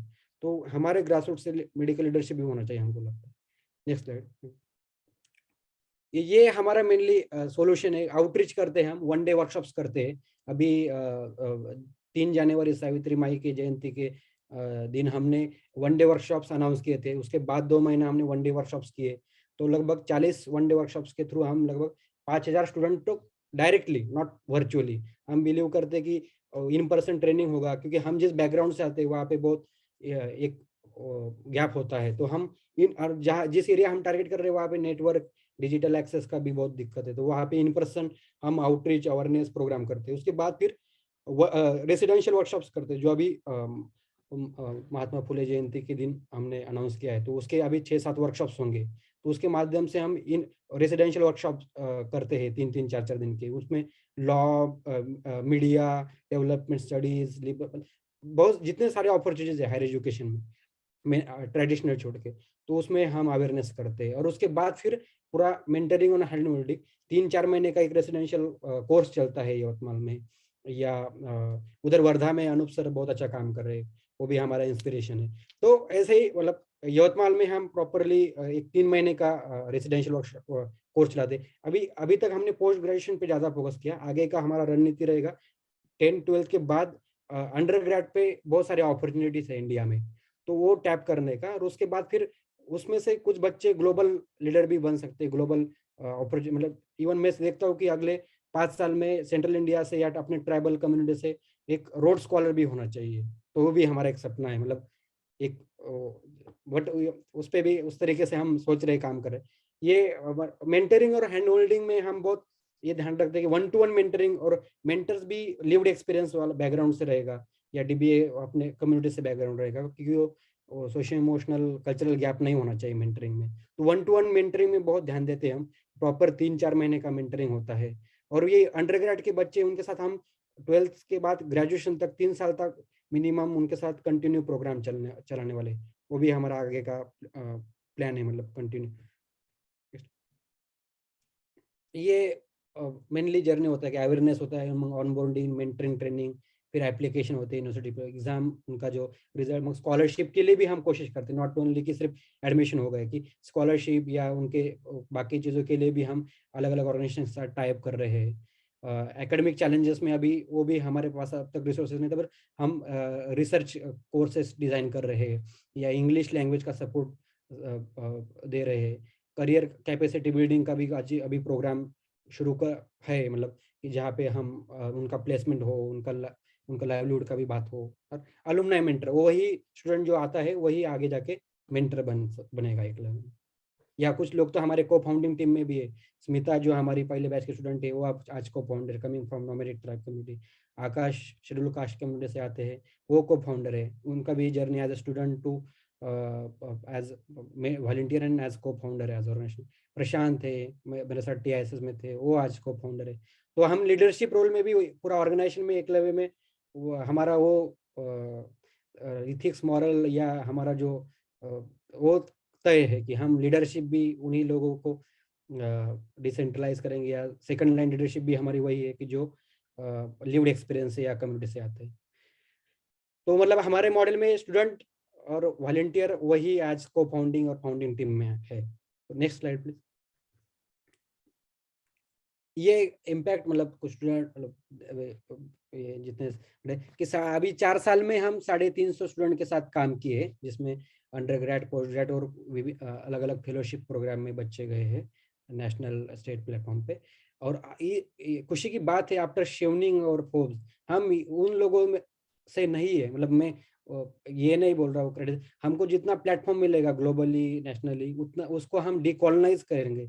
सुहास में एक अच्छा वर्ड है प्रदीप सर, डिकॉलोनाइज या डिसेंट्रलाइज करेंगे। तो ट्यूनिंग मिलने के बाद मैं महाराष्ट्र से अकेला स्कॉलर था लास्ट टाइम, मतलब एज ए मराठी स्कॉलर।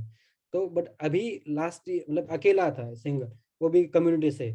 इस बार 15 लोग इंटरव्यू दे रहे हैं महाराष्ट्र इस्लाम, तो 10-12 तो मेरे पहचान के ही। तो ये हमारा अपना है कि हम हमारे पास नहीं रखते, सब डिकॉलोनाइज करते। तो स्कॉलरशिप 1984 से महाराष्ट्र में, मतलब पूरा इंडिया में। तो यही हमारा है कि ट्यूनिंग फोर्स के मिलने के बाद जो काम हम 4 साल से 350 स्टूडेंट के साथ किए, अभी 1 साल में हमारा काम 1 साल में सिर्फ 400 स्टूडेंट के साथ चल रहा है।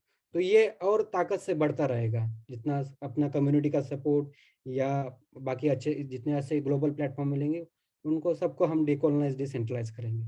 तो ये वैभव है, पहला सॉरी इसका नाम वैभव का नाम, वैभव कमिंग फ्रॉम बैकवर्ड कम्युनिटी, और LLM किया इन्होंने TIS में। इनका अंडरग्रेड इनका एजुकेशन भी वर्नाकुलर में मीडियम हुआ है। उनका स्ट्रगल हमने देखा है 5 से 4 से। और अभी खुद का उन्होंने NLU दिल्ली का एक प्रोजेक्ट 39 का प्रोजेक्ट उन्होंने भी काम किया है। अभी एक खुद का लीगल एड इनिशिएटिव चला रही है यवतमाल में। तो यही लोकल लीडर्स का जो बात है बार बार वही। तो यवतमाल वैभव इज हमारा अच्छा लीडर है, टीम का भी पार्ट है। Mamata coming from primitive vulnerable tribe group, Kolam tribe से आती है। सोशल एंटरप्रेन्योरशिप उन्होंने पढ़ा है। और अभी ये स्लाइड थोड़ी पुरानी है, अभी यूथ एड फाउंडेशन नाम का ऑर्गेनाइजेशन उन्होंने वहाँ पे ज्वाइन किया है। पहले लेट सेंडर्स नाम का ऑर्गेनाइजेशन था, वहाँ पे डिस्ट्रिक्ट हेड थी। कोमल है, खुद नोमैडिक ट्राइब कम्युनिटी से आती है। MA एजुकेशन अभी पढ़ी है अजीम प्रेमजी में, अभी डेवलपमेंट सेक्टर में एज ए लीडर ऊपर है। स्मिता जो मैंने बात किया था वो को फाउंडिंग टीम में है आज, coming from again nomadic tribe community. SBI youth for India fellow रह चुके, गाँव के डिप्टी हेड भी रह चुकी है। तो ये हमारे मेरे मतलब ये मैं यवतमाल के कॉलेज में जब पढ़ता था इनका इज लाइक मेरे इनके साथ 3-4 साल से बॉन्डिंग है। और ये मतलब इनका जर्नी भी student to as team member है क्लब में। और इनके जैसे मतलब बहुत मतलब स्टूडेंट है जो जिनके साथ हम उतना, और हमारे मॉडल में सोशियो इमोशनल लर्निंग जो है 21st सेंचुरी स्किल, उस पर बहुत ध्यान देते हैं हम। हाँ, हालांकि रिसोर्सेज बहुत कम है अभी, बट धीरे धीरे वो भी अभी नज इंक्यूबेशन ने सपोर्ट किया है, प्रभा जैसे ऑर्गेनाइजेशन दिल्ली में। तो वो थोड़ा सा कॉन्फिडेंस आ रहा है कि इसको और अच्छे तरीके से थोड़ा प्रोफेशनली मार्केट के हिसाब से थोड़ा सा और अच्छे तरीके से रखे और काम अच्छे तरीके से स्केल अप कर सकते। हाँ, नेक्स्ट स्लाइड प्लीज। सॉरी थोड़ा लंबा हुआ है। और ये हाँ जो प्रोग्राम मैंने लास्ट मिनट स्लाइड डाला, तो ये प्राउडली अनाउंस करता हूँ आज बाबा साहब की जयंती है और मैं लंदन में हूँ। और बाबा साहब के जर्नी को आज मतलब ये लंदन स्कूल ऑफ इकोनॉमिक्स में बाबा साहब जो प्रॉब्लम ऑफ रूपी हो गए या उनका जो मास्टर्स पढ़ रहे थे 1921-22 में, तो उनके वो पढ़ाई को 100 साल कंप्लीट हो गए, 100 साल। तो बाबा ये जयंती भी है, तो ये दिन अच्छा था। इस पे मैं 1 साल से जब से यहाँ आया था, ट्यूनिंग का रिजल्ट आया था, तब से सोचा था कि हमको ये प्रोग्राम पे अच्छे से काम करना पड़ेगा। तो finally proudly announcing this programme. और आज इस तो इसमें हम ये कोशिश कर रहे हैं कि 1 साल का मतलब सितंबर 23 के हिसाब से, मतलब सितंबर 23 के इनटेक के लिए अभी से मतलब अभी 1-2 महीना सब ऑनबोर्डिंग आउटरीच चलेगा, फिर एक इंटरव्यू करेंगे और उसमें सिर्फ 1 साल का ट्रेनिंग रहेगा। उसमें हर एक मेंटी को एस्पिरेंट को एक मेंटर दिया जाएगा जो उस बैकग्राउंड से होगा, थीमेटिक। समझो किसी को लॉ पढ़ना है तो लॉ, यहाँ का मेरा कोई अपना एकलव्य का मेंटर लॉ बैकग्राउंड से उसको मेंटर करे 1 साल तक। और उसमें हम प्लान कर ले कि 2-3 इन पर्सन भी वर्कशॉप करे कि उनका भी एक पीयर बिल्डअप होना चाहिए, उनका भी एक बॉन्डिंग होना चाहिए एज ए पीयर। और फिर इन पर्सन का एक अलग ही मतलब मजा है और अलग ही हमको आउटकम दिखता है। तो और वर्चुअली भी ट्रेनिंग चलेगा, कॉमन सेशन चलेंगे, SOP statement of purpose, CV, even English language support का भी हम बात करें। खुद मेरा इंग्लिश लैंग्वेज के वजह से बहुत सारा नुकसान हो गया है, तो इंग्लिश लैंग्वेज का दिक्कत हमको पता है, तो वो भी सपोर्ट करेंगे। Apart from government scholarship, national overseas scholarship जो है, उसके अलावा ट्यूनिंग, कॉमनवेल्थ, इरास्मस और बाकी जो सारे स्कॉलरशिप है बहुत सारे जितने छोटे मोटे, उनको भी हम टारगेट कर रहे हैं। तो 1 साल का मेंटरिंग रहेगा और कोशिश रहेगा पहले कोहॉर्ट में 40 बच्चों के साथ काम करेंगे, मिनिमम 20 बच्चे तो अगले सितंबर 23 के इनटेक में हमारे ग्लोबल एकलव्य रहेंगे। ऐसा एक प्लान लेके चल रहे। और ये थैंक यू, ये हमारा लिंक ट्री वेबसाइट इतना स्ट्रांगली अपडेटेड नहीं है अभी तक, तो ये लिंक ट्री का हमारा लिंक है। Thank you. यहाँ पे कुछ आपको फॉर्म्स या अपडेट मिलते रहे। Thank you. आपके सजेशंस कुछ होंगे तो let me know. Thank you sir this opportunity. Thank you very much, Raju, आपकी बात रखने के लिए, and thanks very much for sharing your own journey and how it has converted to becoming the journey of so many others, very much like you. So thank you for that. It's extremely inspiring. I think maybe without further ado, we can try and bring on our next speaker. Our next speaker is Shakila, and Shakila, over to you if you want to now address the audience.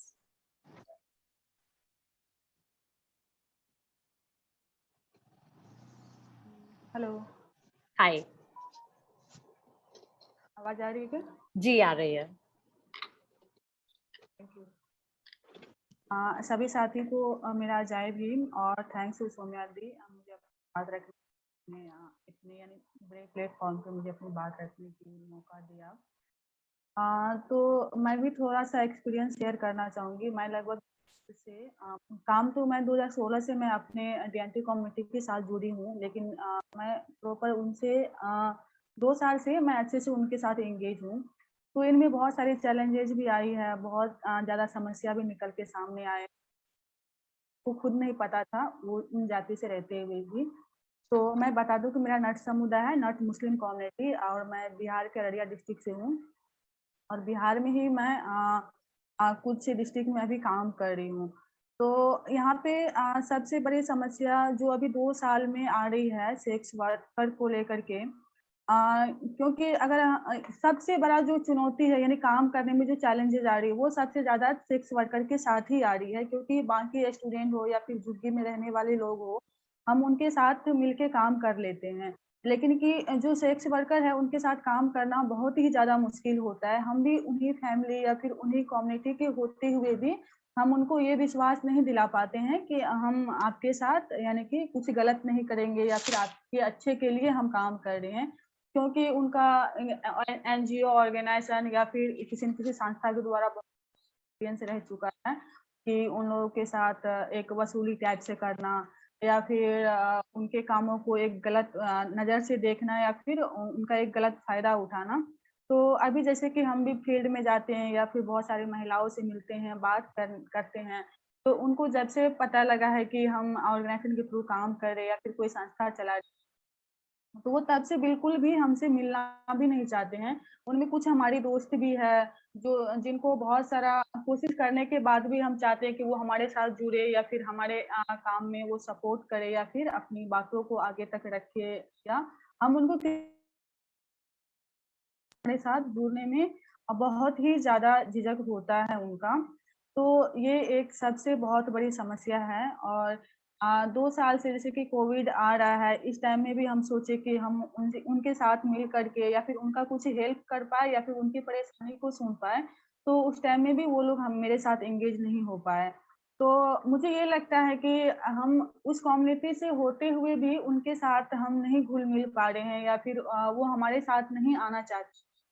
तो किसी other community के लोग आकर के या फिर कोई बाहर से आकर के उनके साथ काम करना चाहेंगे तो वो कितना मुश्किल होगा। नहीं है जो वो अपनी जगह जो हमारे साथ जुड़ने से डरते हैं, तो उनका भी कहीं न कहीं नुकसान हुआ है इनसे पहले कि कोई एनजीओ के नाम से उनसे पैसा वसूली करते हैं, फिर पैसा वसूली नहीं हो तो क्या कहते हैं पुलिस के द्वारा उनको फिर ले जाया जाता है, थाने में रखा जाता है। जो भी स्टूडेंट पढ़ाई करने वाली लड़कियाँ होती है, उनका भी फिर ज़िंदगी खराब हो जाता है। 1-2 दिन थाने में रहने के बाद वो न्यूज़पेपर में आ जाते हैं, तो वो पढ़ाई नहीं कर पाते हैं। तो मेरा इतना अच्छा ज़्यादा अभी सेक्स वर्कर के साथ नहीं रहा है, यानी कि उनके साथ हम घुल-मिल नहीं पा रहे अभी तक में। तो आप लोग का अगर कोई सजेशन ऐसा होगा कि जिनके साथ हम उनके साथ हम काम कैसे कर पाएँ, तो प्लीज़ आप लोग शेयर ज़रूर कीजिएगा। और जैसे कि और झुग्गी एरिया में जब हम काम करते हैं, तो वहाँ भी सेम रीज़न होता है कि लोग एजुकेशन से ज़्यादातर इसके तरफ भागते हैं कि आप हमारे यहाँ सर्वे करने के लिए आते हैं या फिर कोई डेटा लिए आते हैं, मुझे बदले में दोगे क्या? अगर हम वहाँ पे कोचिंग सेंटर खोल के उनके बच्चे को पढ़ाना चाहते हैं, तो उनका ये नहीं होता है कि हमारे बच्चे पढ़ रहे हैं या फिर हम में बदलाव होगा, उनको बस थोड़ा सा ये लगता है क्या कि नहीं हमें यानी कि उनके तरफ से ये सही भी है कि जब तक घर में खाने का ना हो तो फिर पढ़ाई की बात हम कर ही नहीं सकते। तो उनके पास रोजगार की भी बहुत सारी कमी है, उनको पलायन करना पड़ता है, एक जगह से दूसरी जगह वो जाते हैं, उनके साथ बच्चे भी आते जाते रहते हैं। आए दिन उनके साथ बहुत बुरा व्यवहार भी होता है अदर कम्युनिटी के साथ या पुलिस के साथ। अभी मैं करंट का एक क्या कहते हैं एक इंसिडेंट हुआ था यहाँ पे अररिया के रजोखर में कि सड़क के किनारे पेड़ लगा हुआ था, लेकिन वो टहनी डीएनटी कम्युनिटी के लोग काट रहे थे पेड़ का डाल या फिर कोई अदर व्यक्ति काट रहे थे, लेकिन वो गिरने से किसी बाइक सवार की मौत हो गई। पेड़ की डाल गिरने से बाइक सवार की मौत हो गई, जिनके कारण अभी वहाँ के वन विभाग के जो भी वहाँ के अधिकारी है उन्होंने क्या कहते हैं डीएनटी कम्युनिटी पे केस कर दिया है। ऊपर से जिनके फैमिली के लोग डेथ हुए हैं उन्होंने उन पे दर्ज कर दिया, और इनके साथ साथ ही अदर कम्युनिटी जो उनके अगल बगल रहते हैं उन लोगों ने भी उनको भी लगा कि ये एक इनको यहाँ से हटाने का एक सबसे अच्छा जरिया है, यही मौका है। तो उन्होंने भी क्या कुछ कि हमारे खेतों में नुकसान करता है या फिर हमारे घर में चोरी करते हैं, इस तरह से 2-3 तरह के एफआईआर दर्ज उन पे कर दिया गया है। और दूसरे कम्युनिटी की तरफ से उनके घर में आग भी लगा दिया गया था। तो वहाँ पे 60-70 घर है, लेकिन उनमें से किसी को ये नहीं पता है कि क्या कहते हैं केस किनके ऊपर हुआ है, पुलिस किन्हें पकड़ के लेके जाएगी, और उनके पास ऐसा कानून का कोई भी वो मदद नहीं ले सकते। उनको ऐसा कोई भी लोग नहीं है जो उनको यानी कि सपोर्ट कर सके कि वो जाए थाने में बात करे या फिर जाके देखे या केस का नकल निकाले। तो ऐसा उनके लिए कोई एक इस तरह का कोई भी एक्ट या कानून नहीं है कि डायरेक्ट उनसे वो मदद ले सके। तो इस तरह के केसेस पहले हमारे सामने इससे पहले कभी नहीं आई थी, लेकिन अभी कुछ दिन में यानी कि ये 15 महीने दिन में जब हम 2-4 गए, फिर उनके लिए जब हम बात गए तो डीएनटी के तभी मुझे लगा कि जो सेक्स वर्कर है वो तो है ही, लेकिन कि जो झुग्गी में रहने वाले लोग हैं उनका भी कहीं न कहीं इनसे ज्यादा ही परेशानी है। उनकी बात कोई सुनते ही नहीं है। वो 60 घर 70 घर सब बीवी बाल बच्चे के साथ भागते हैं, रात में भाग के दूसरे घर में सो रहे हैं, खेत में सो रहे हैं, मकई के खेत लगा हुआ है। उनको लगता है कि रात में पुलिस पकड़ के लेके जाएगी तो फिर वो उधर जाके खेत में जाके सोते हैं। तो कोई एक यानी कि एक होता है ना कि जैसे कि हमारे यहाँ चाइल्ड लाइन जैसे है, अगर बच्चे पे कुछ उनके साथ बुरा हो रहा है या फिर कहीं चाइल्ड लेबर उनसे करवा रहे हैं तो हम उनपे एक टोल फ्री नंबर है, उनपे हम कॉल कर सकते हैं। तो इस तरह के डीएनटी के लिए अभी कुछ नहीं है, ना ही उनके पास कोई जमीन है रहने के लिए। तो जैसे कि अभी बिहार में महादलित फैमिली को 5 डिसिमल जमीन दिया जाता है। बहुत जगह मिला भी है, बहुत जगह नहीं भी मिला है, लेकिन गवर्नमेंट में उनको दे रही है, यही बहुत बड़ी बात है। लेकिन कि डीएनटी में अभी ऐसा मेरे जानकारी के तहत अभी तक ऐसा कोई भी क्या कहते हैं गवर्नमेंट ने उनके लिए कुछ ऐसा नहीं निकाला है कि आपको जहाँ पे रह रहे हैं वहां से कोई नहीं भगा सकता, या फिर आपके बच्चों को एजुकेशन के लिए जो भी जरूरतें पड़ेगी वो चीज हम मुहैया करेंगे या फिर आपको रोजगार देंगे। बहुत सारे रोजगार योजना चलती है, बहुत सारे लोगों को काम मिलते हैं, लेकिन क्या वो सच में डीएनटी कम्युनिटी तक पहुंच पाती है भी या नहीं, इनका भी कोई डेटा गवर्नमेंट ने नहीं दिखाया, नहीं उनके पास है। कि मनरेगा की बात हम करें तो जैसे अभी 2-3 इतना योजना के बारे में हमको नहीं पता था, लेकिन कि अभी हम प्रैक्टिस के साथ कुछ दिन से जुड़ करके जब योजनाओं पे हम जानकारी बढ़ाने की कोशिश किए, तो मनरेगा जो है कि वो हर घर में जो एसटी एससी या फिर क्या कहते हैं ओबीसी जो भी कम्युनिटी काम ना करे, वो अपने कार्ड पे किसी और को काम दे। लेकिन कि डीएनटी को इस रोजगार से भी दूर रखा गया, डीएनटी तक ये रोजगार भी नहीं पहुंची है कि हम समझ सकते हैं कि रोजगार का उनका एक कि चलो 360 दिन में 100 दिन का रोजगार तो कम से कम डीएनटी के लिए है, 100 दिन तो वो काम कर रहे हैं, 100 दिन तो वो एक जगह पे रह सकते हैं, तो उनके लिए ऐसा कुछ भी नहीं है। तो अगर हम कहते हैं कि हम ये कह देते हैं कि देखो क्या कहते हैं रोड पे अभी बच्चे, अभी आप पटना में निकलेंगे बाहर तो देखेंगे कि बहुत सारे बच्चे रोड पे बैलून बेच रहे होते हैं या बहुत सारे बच्चे पैसे मांग रहे होते हैं, तो उनको ना यानी कि अगल बगल के चलने वाले लोग सब उनको ये कहते हैं कि इनका तो आदत है मांगने का, या फिर ये इनके माँ बाप ने यही सिखाया है कि तुम मांगो तुम खाओ, इनको पढ़ाई लिखाई से कोई मतलब नहीं है। लेकिन कि वो पढ़ाई लिखाई करे तो उनका घर कौन चलाएगा। हम बच्चे को काम पे भेजते हैं तो हम ये कह देते हैं कि चाइल्ड लेबर हो रही है, वहां पे बच्चों से काम करवाया जा रहा है।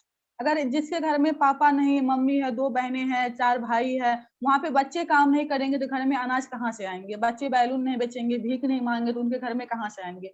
तो इनको लेकर के अभी तक मुझे जहां तक अभी तक जो हम काम किए हैं, तो जो मेरा एक्सपीरियंस रहा है अभी तक में, इनको लेकर के गवर्नमेंट नहीं लगता है कि कोई काम की है।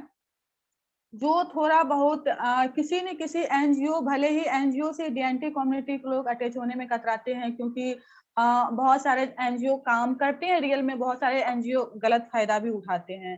हम उस एनजीओ का नाम नहीं लेंगे, बट ऐसा हम भी डीएनटी कम्युनिटी से ही हैं, तो हमारे भी फील्ड में या फिर हमारे जो फैमिली है उनके साथ भी ऐसा हुआ है।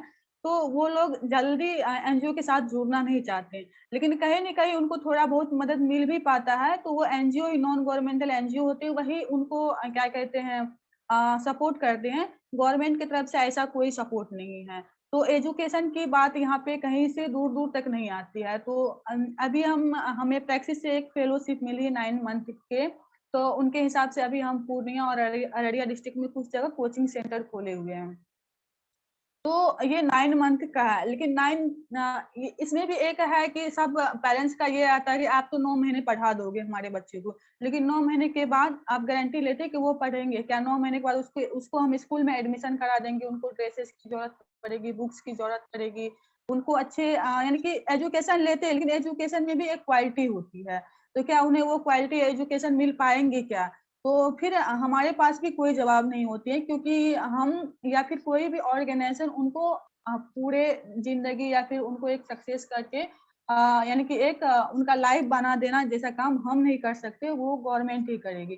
तो जहां तक हम डीएनटी में अभी तक काम किए हैं, तो हमें नहीं लगता कि उनका जिंदगी जीना इतना आसान है, जितना हम बाहर से लोग उनको भीख मांगते या फिर एक सेक्स वर्कर को जिस नजर से देखते हैं, जितना आसान से हम सोच लेते हैं उतना आसान उनका लाइफ नहीं होता है।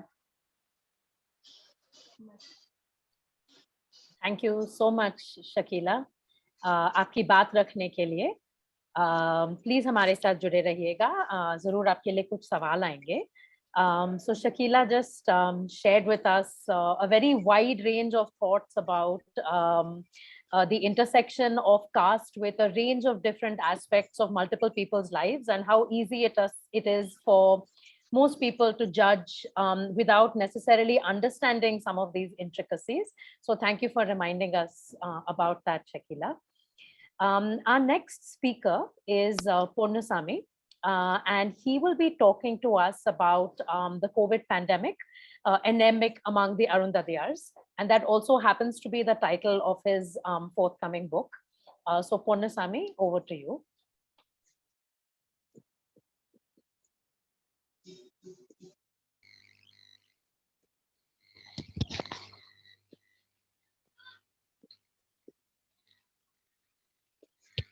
அனைவருக்கும் மாலை வணக்கம். ஜெய் பீம். சுதந்திர இந்தியாவில் அதிகமாக உடைக்கப்படும் சிலை எதுவென்றால் அது அறிஞர் அம்பேத்கரின் சிலைதான்.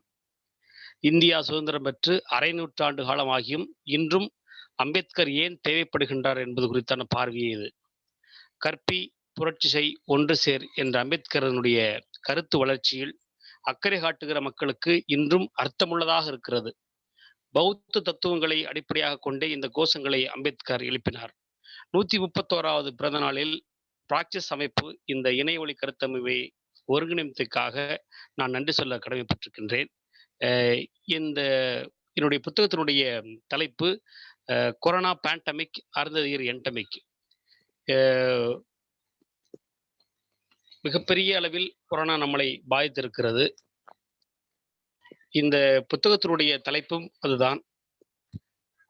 மிகப்பெரிய கொரோனா பேரிடரும் அருந்தியர்களுடைய முடிவுறாத வாழ்வும் என்ற தலைப்பில் தான் இந்த புத்தகம் எழுதப்பட்டது. கொரோனா வைரஸ் தொற்று பரவ தொடங்கியதிலிருந்து தமிழகம் முழுவதும் 60,000 நிரந்தர தொழிலாளர்களும் 2 லட்சம் தற்காலிக தூய்மை பணியாளர்களும் தங்கள் உயிரை பணயம் வைத்து வேலை செய்தனர். தூய்மை பணியாளர்கள் சந்திக்கும் அவலங்களை ஆய்வு செய்வதற்கான வாய்ப்பு பிராக்டிஸ் மற்றும் கலெக்ட் அமைப்பு மூலமாக கிடைத்ததில் இந்த புத்தகம் தொகுத்து எழுதப்பட்டது.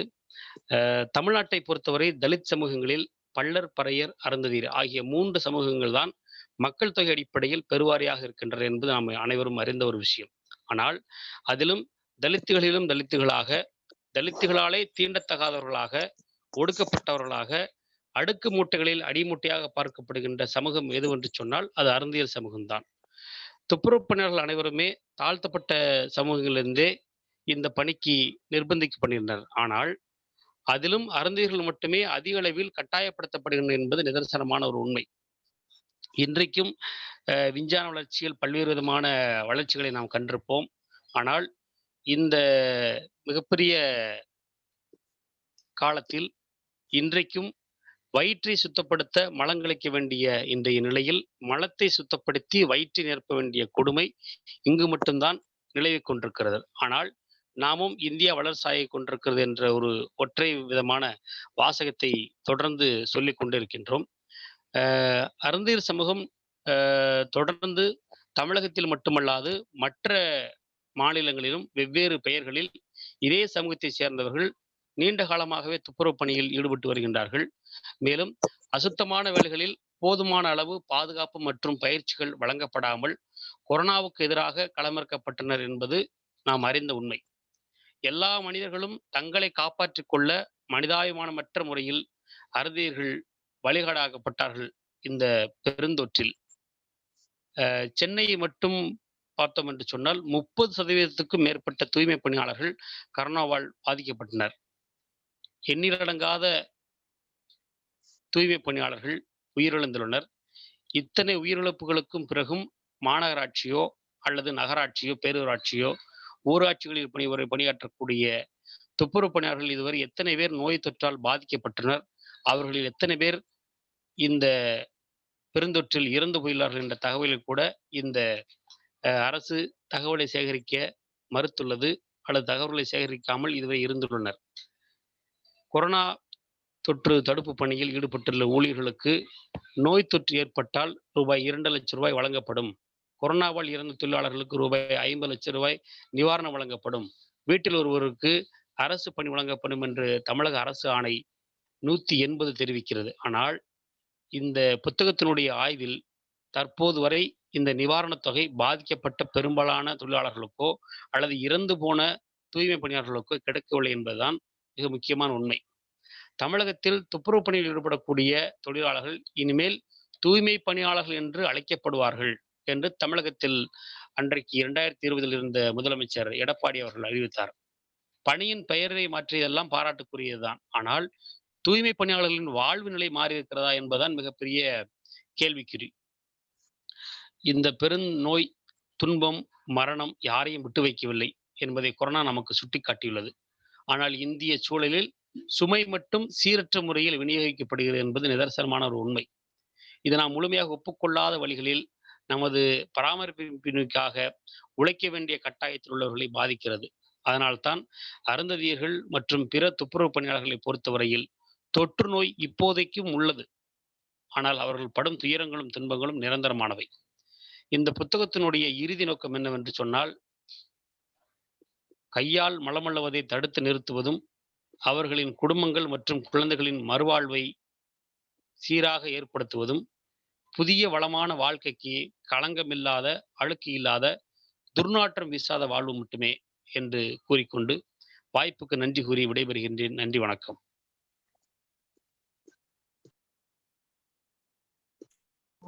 ரொம்ப நன்றி Ponnusamy. Thank you. Thank you ma'am. Thanks.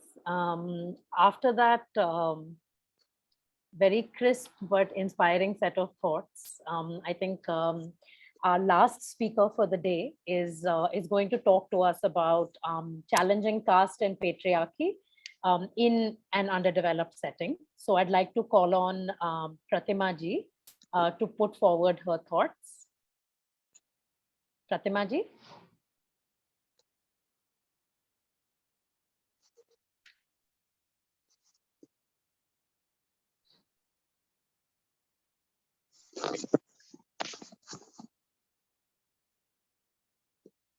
Pratima ji, namaste. आपको आवाज आ रही है?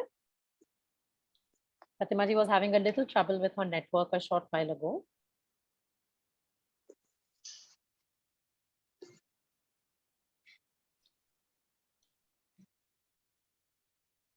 Okay. While we just figure out whether Pratima ji is able to access better network quality or not. In the meanwhile, if there are any questions or comments or anything that anyone would like to share, maybe we could just ask you to either put them in the chat box or check. Thanks. I think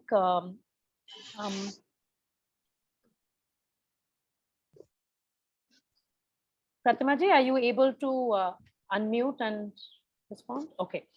In the meanwhile, I think we have a question from Ashok. Ashok, would you like to go ahead and Ashok ji, आप अपना सवाल पूछ सकते हैं. Thank you, Soumya. And first of all, congratulations to all speakers that they raise the ground reality, especially in the context of caste system. I have a question to that first speaker. She raised about the what kind of differences between feminism and Dalit feminism. How she can differentiate? If she can give some concrete example, that will be a good. Because you know that when feminism is feminism, then what is the difference? Because whether it is a Dalit woman, whether it is a tribal woman, or whether it is a woman is a woman. So how can she face the problem at her work and her journey? If she can give some concrete example, then Sure. we can understand. Yeah, please. Sure. Thank you, Ashok ji. Rama, would you be able to take that question? Yes, of course, Soumya. Thank Thanks. you so much. And it's a very brilliant and pertinent question that we all grapple with on a daily basis, right? So what I would like to quote from examples as requested is that, the common premise is that whenever we talk about Dalit women, we are either considered as women and clubbed together with the common issues that women face, or on the contrary, we are considered as Dalit, and the differences and difference of oppression that we experience is very not looked at in specificities. Yeah, I can give example. If we talk about the untouchability practices, for example, how untouchability practices impact Dalit women and Dalit men differently is quite obvious. For example, if we really talk about two-glass system, if you really see generally within the Dalit movement, there's a lot of conversation about two-glass system, right? But who accesses these public spaces, and why two-glass system is spoken about so much, but the discrimination of Dalit women and her access to the health services because she's a Dalit woman is not particularly emphasized is the question that I would ask the Dalit men who are on this call. Yeah, this is one thing. On the contrary, when we talk about that's the reason why I talked about the triple jeopardy. When we are talking about Dalit women, we are talking about 3 levels of oppression. We are talking about caste, class, and gender. If we talk about the Savarna women or the upper caste women, we are talking about only the gender and class related issues. I mean, if they are poor Savarna women. But for Dalit women, obviously, the other dimension is the caste. And most often, if you see, like, for example, I can give you example of my own daughter. I mean, my daughter goes to a very famous school in Hyderabad. So a few months ago, my daughter was basically being targeted because she comes from a Dalit community, during the exams, she was basically taken out of the classroom while no other children or no other girls or boys were checked. My daughter was accused of copying and she was stripped naked in the school, which is, I believe, happened to her only because she's a Dalit girl. I don't think this would have happened to any normal girl because, this would have been an unacceptable offense. Now, once this, episode has happened, as a Dalit woman who has been quite active in the activist circles within the Dalit movement in Hyderabad, I couldn't get the police to investigate the case for almost 60 days. And the police kept pushing back because the school already paid the bribe. And police started pushing back that they still have time. There is no issue here. There is no evidence that she was stripped naked, blah, blah, blah, everything. And I had to literally go to the chief minister's office to get the police to act on the case. Yeah. If it was an other child, immediately the POSCO, the Child Welfare Committee, the Child Rights Commission, everybody would have got involved in this particular incident. So that's the reason we are saying that, whether our experiences of as Dalit women, there is a huge difference, and the gravity of the incidents that happen to us, whether it's sexual violence, like in the Hattas case that has happened, and the impunity of the system itself, whether it's the legal system or the judiciary or even, the political system itself, the level of impunity is quite high. And that's the reason why we are saying our placement in the society is unique and the oppression that we face is different. And on the positive side, I would like also to say that we also believe that Dalit feminists speak a different language. We don't talk about patriarchy in isolation. We are not anti-men or bashing, male bashing kind of feminists. We believe in the concept of womanism, where we are talking about patriarchy holistically, which we believe caste system is also part of the patriarchal structures we have. And our movement doesn't only talk about Dalit women, but it talks about empowerment of all marginalized groups, whether it's Dalit men, it's about upper caste women, and all marginalized communities within the country and within our society. Thank you. I don't know if I've convinced you, but Thank you, Ramaji. Thank you. I fully agree with you. Thank you. Thanks very much for that, Rama. I think we finally also managed to make contact with Pratima ji, and she's now joining us. So Namaste, Pratima ji. As I had just mentioned, Pratima ji is going to be talking to us about challenging caste and patriarchy in the context of an underdeveloped setting. So Pratima ji, aap apni baat please rakhiyega. सभी साथियों को जय भीम, जिंदाबाद। शुरुआत में यहाँ से करना चाहूंगी कि आज जिस तरीके से आज बाबा साहब की जयंती है और हम सब बड़े धूमधाम से जयंती आज के दिन मना रहे, यहाँ भी आप देखेंगे तो आज के दिन जो जयंती मनाने वाले जो लोग हैं और जिस तरीके से यहाँ एक तरीके से दिखाई देता है कि उसमें भी पुरुष आगे बढ़ चढ़ के हिस्सा ले रहे हैं। आज भी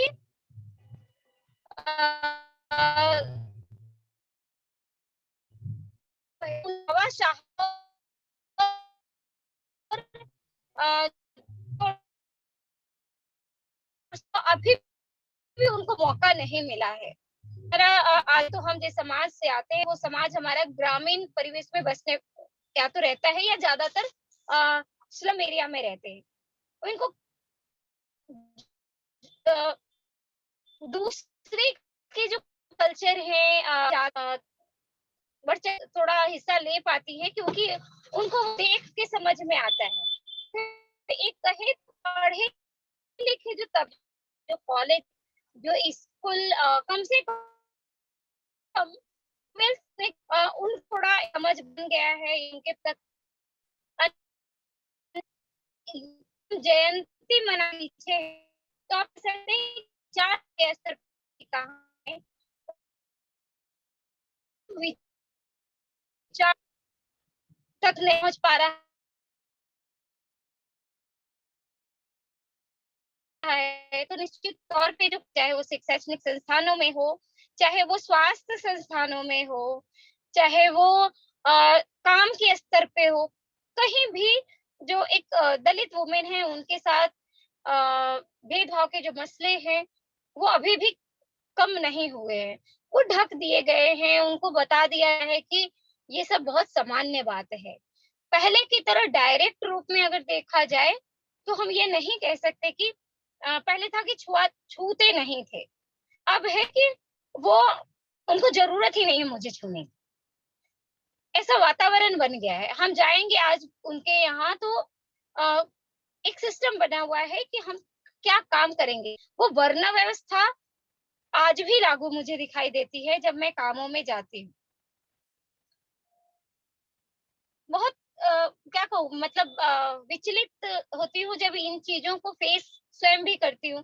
आज मैं अपनी ही जर्नी को देखती हूँ कि मैं एक 10वीं पास जब थी और वहां से हमने कितनी मुश्किल से पढ़ाई करी और घर संभालते हुए ये काम किया।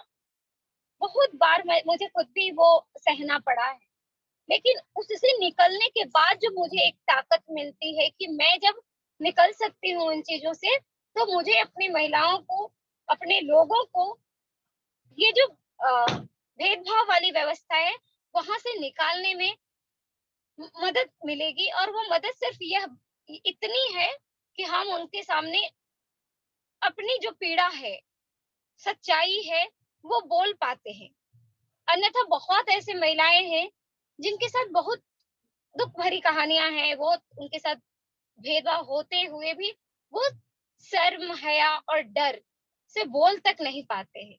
तो ये कम से कम मेरे पास एक बाबा साहब की कहें या माता फुलेबाई की प्रेरणा से कहें या हम अपनी दादी माँ की प्रेरणा से कहें कि कम से कम मेरी बात दादी माँ अनपढ़ थी, लेकिन वो उन्होंने एक जुबान दी थी महिलाओं को, और हम वो कोशिश करते हैं कि हम भी वो कर पाए, जी पाए उन चीजों को। अभी इंस्टीट्यूशनों में जो हो रहा है उससे सबसे ज्यादा पीड़ा है। जहाँ पे बाहर में होता है तो हम मानते हैं कि ये तो मार्केट है, जैसे भी हो रहा है हो, स्वतंत्रता थोड़ी है उनके जीवन की। लेकिन जो इंस्टीट्यूशन है जहाँ सभी तरीके के कानून मौजूद हैं, सभी तरीके की समितियां मौजूद हैं, उसके बावजूद भी जो फेस करना पड़ता है। गनीमत है कि दलित महिलाएं बोलती नहीं हैं, आवाज नहीं उठाती हैं। जिस दिन ये महिलाएं सच बोलना शुरू कर दे तो मुझे लगता है कि समाज की जो हकीकत है, सच्चाई है, उससे लोग शर्मिंदगी के अलावा कुछ महसूस नहीं कर पाएंगे। और ये मुझे लगता है कि कई दफा अनकॉन्शियस तरीके से होता है। ठीक है, मेरे व्यवहार में है, मुझे नहीं पता चल रहा है, तब होता है। लेकिन कई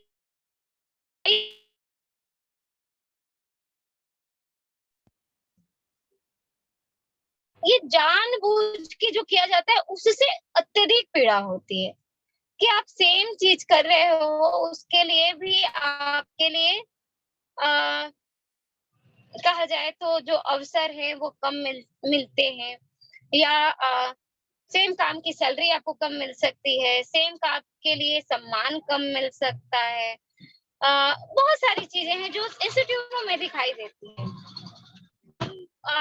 केस के स्तर पे कहें तो पहल कांड में हम सबको याद आते हैं कि कितना मुश्किल से एक आदिवासी परिवार से लड़की पढ़ने के लिए जाती है और संस्थागत कारणों से उनको अपनी जान गंवानी पड़ती है। तो इस तरीके की केस बहुत सारे हैं। आज हमारे साथ कम से कम 100 लोगों की संख्या में हम लोग युवा पीढ़ी के जो लोग हैं वो मौजूद थे। और यहाँ भी वही बात है कि आज जो दिन भर की चर्चा हुई है वो इसी बात की है कि जिस तरीके से आप अभी वर्तमान में देखें हमारा देश जो है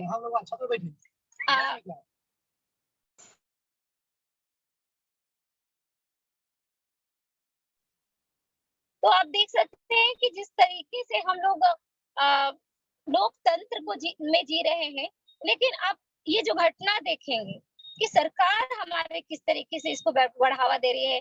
हिंसक वार्ताएं ऐसे हो रही हैं कि आप किसी के धार्मिक उन्माद फैला रहे हो, कभी किसी जाति के लिए बोल रहे हैं। तो ये तमाम तरीके की जो समस्याएं हैं, मुझे लगता है ये संस्थागत तौर पे इसकी छूट है, आजादी है, तभी ऐसा हो रहा है।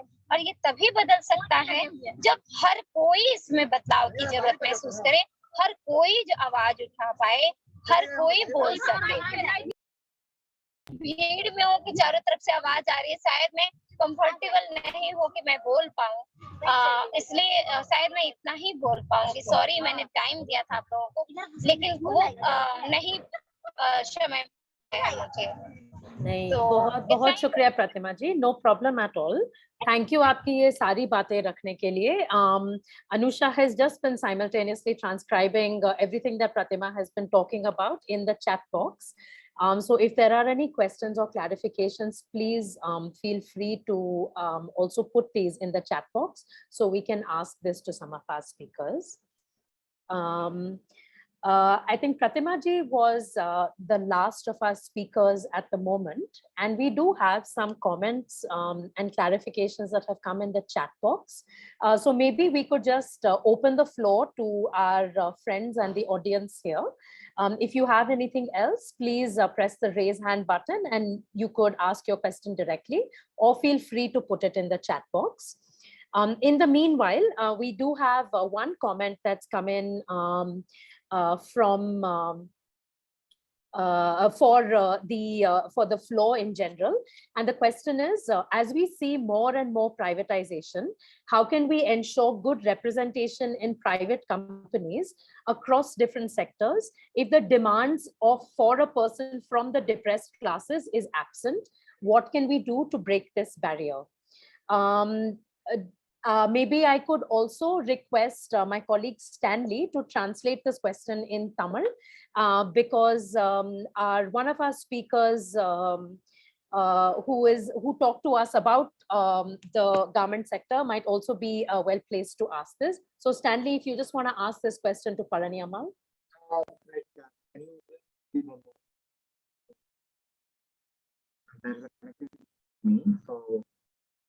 I will ask.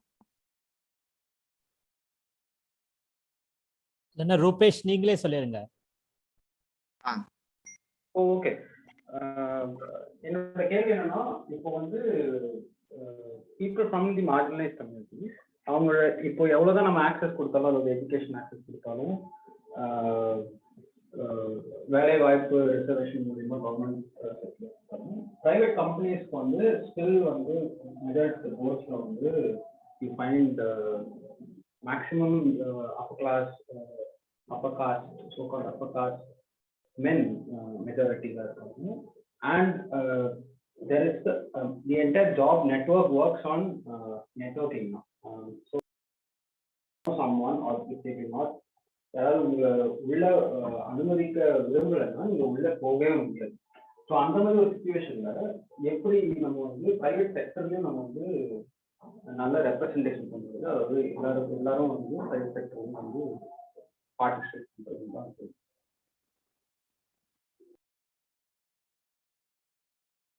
தான். பழனி அம்மாள், நீங்க இந்த கேள்விக்கு பதில் சொல்ல முடியுமா?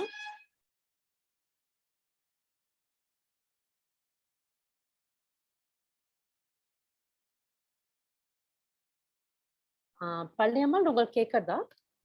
கேக்குது கேக்குது கேக்குது. சாரி, கேள்வி ஒரு தடவை அப்படி கேக்குது. ரூபேஷ், இப்போ வந்துமா, இப்போ நம்ம எல்லாருக்கும் வந்து கல்வி கொடுக்குறோம், நிறைய வேலை வாய்ப்பு வந்து பண்ணி இருக்கிறோம், கவர்மெண்ட் சைட்ல. ஆனா இப்போ பாத்தீங்கன்னா இப்போ நிறைய வந்து எல்லாமே பிரைவேடைஸ் பண்ணிட்டே வராங்க.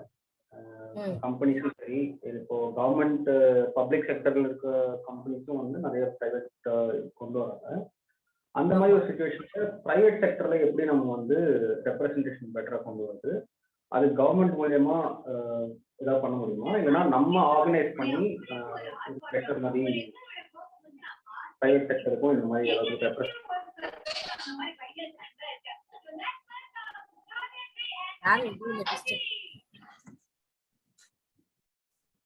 ஹலோ, சொல்லுங்க பழனியம்மா. ஆக்சுவலி கவர்மெண்ட் செக்டரும் பிரைவேட் செக்டர்ஸும் ஆக்சுவலி இன்னைக்கு எல்லா மில்ஸ் கம்பெனிஸ் எல்லாமே பிரைவேட். மோஸ்ட்லி அருந்ததியர் கம்யூனிட்டிஸ் உங்களுக்கு நல்லாவே தெரியும். மோஸ்ட்லி அருந்ததியர் கம்யூனிட்டிஸ் 0.1% கூட இன்னைக்கு கவர்மெண்ட் செக்டர்ஸ்ல கிடையாது. அந்த அளவுக்கு இன்னும் அந்த வளர்ச்சி என்பது கிடையாது. அப்படியே இருந்தா பஞ்சாயத்து லெவல்ல இந்த துப்புரவு பணியாளர், தூய்மை பணியாளர் அப்படிங்கிற லெவல்ல தான் இருக்கு.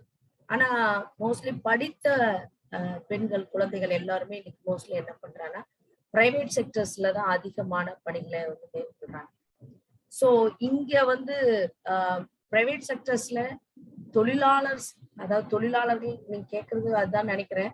தொழிலாளர் சட்டங்களாக இருந்தாலும் சரி, எல்லாம் இருந்தாலும் சரி, பேசிக் யார் பாதிக்கப்படுகிறார்களோ அவர்களிடத்துல கொண்டு போய் சேர்க்கும் பொழுதுதான் மாற்றங்கள் என்பது அங்கு உருவாகுமே தவிர அது தானாக நிச்சயமாக உருவாகாது.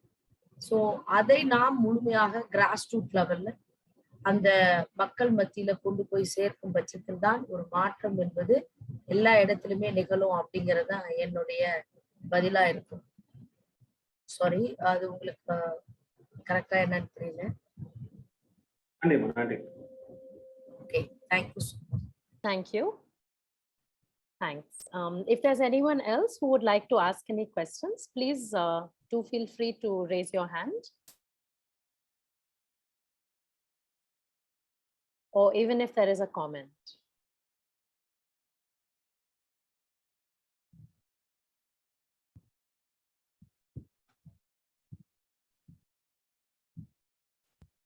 My name is Rajkumar and I'm from Nilgiris.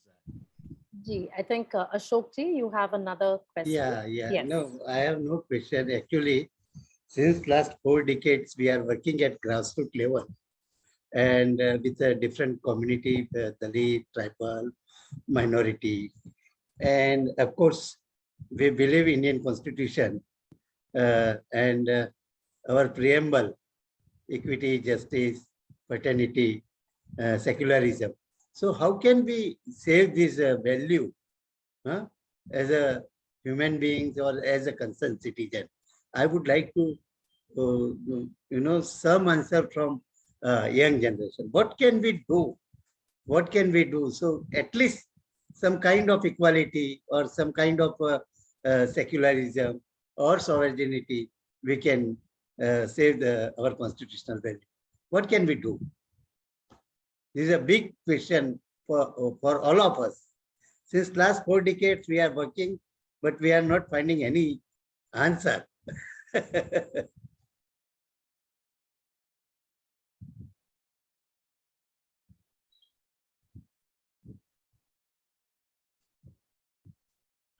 Thank you, Ashok ji. I think that's a rhetorical question. We'll just put it in the chat box. But at this point, if any of the speakers would like to respond. And in the meanwhile, I think we also have some more comments and questions in the chat box. प्रतिमा जी, अगर आप अभी भी हैं तो आपके लिए एक सवाल है. प्रतिमा जी, क्या आप अभी भी हमारे साथ जुड़ी हुई हैं?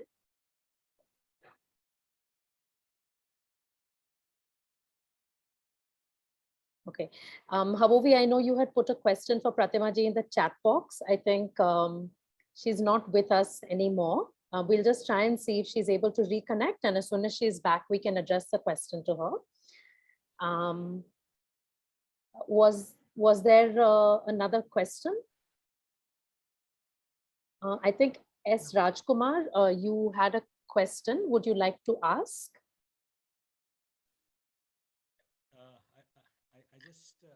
can you hear me? No, it's very difficult to hear. Would you like to put your question in the chat box?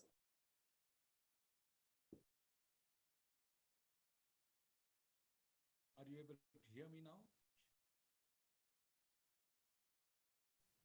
Very feeble. Yes. Can you hear me now?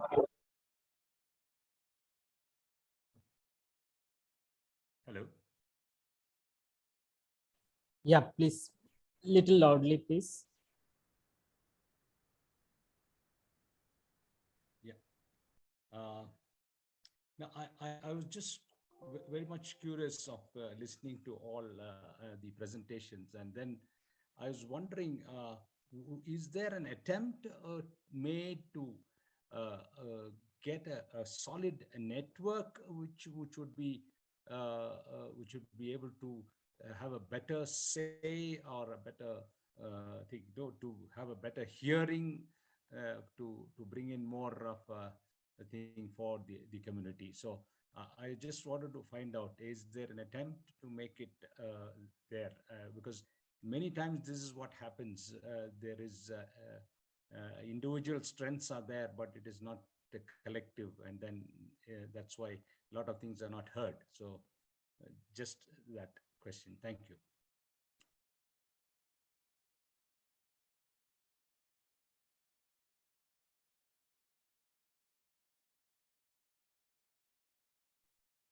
Pradeep, would you recommend that that question be addressed to anyone of our speakers specifically? Rama, you want to answer it? I'm sorry, I couldn't really hear, but if the question is repeated, probably I can try. Sorry. Yeah, the question is largely we see the individual agency, individual empowerment, individual people expressing their thing. Is there a possibility of potential for a collective network or something which can reap these agencies? Yeah. So my response to that would be, in my experience, I think collectivization has always happened. It's not new to our movements.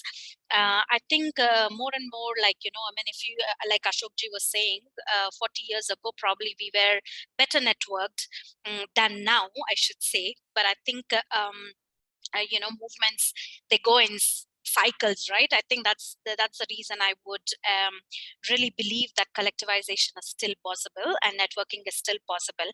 And I think at this moment, as I said in my presentation, we should go beyond borders and really look at networking across the world, building those solidarity and allyship with similar marginalized communities. Because I think whether we talk about caste, we are referring to a bigger chunk of people within the South Asian communities.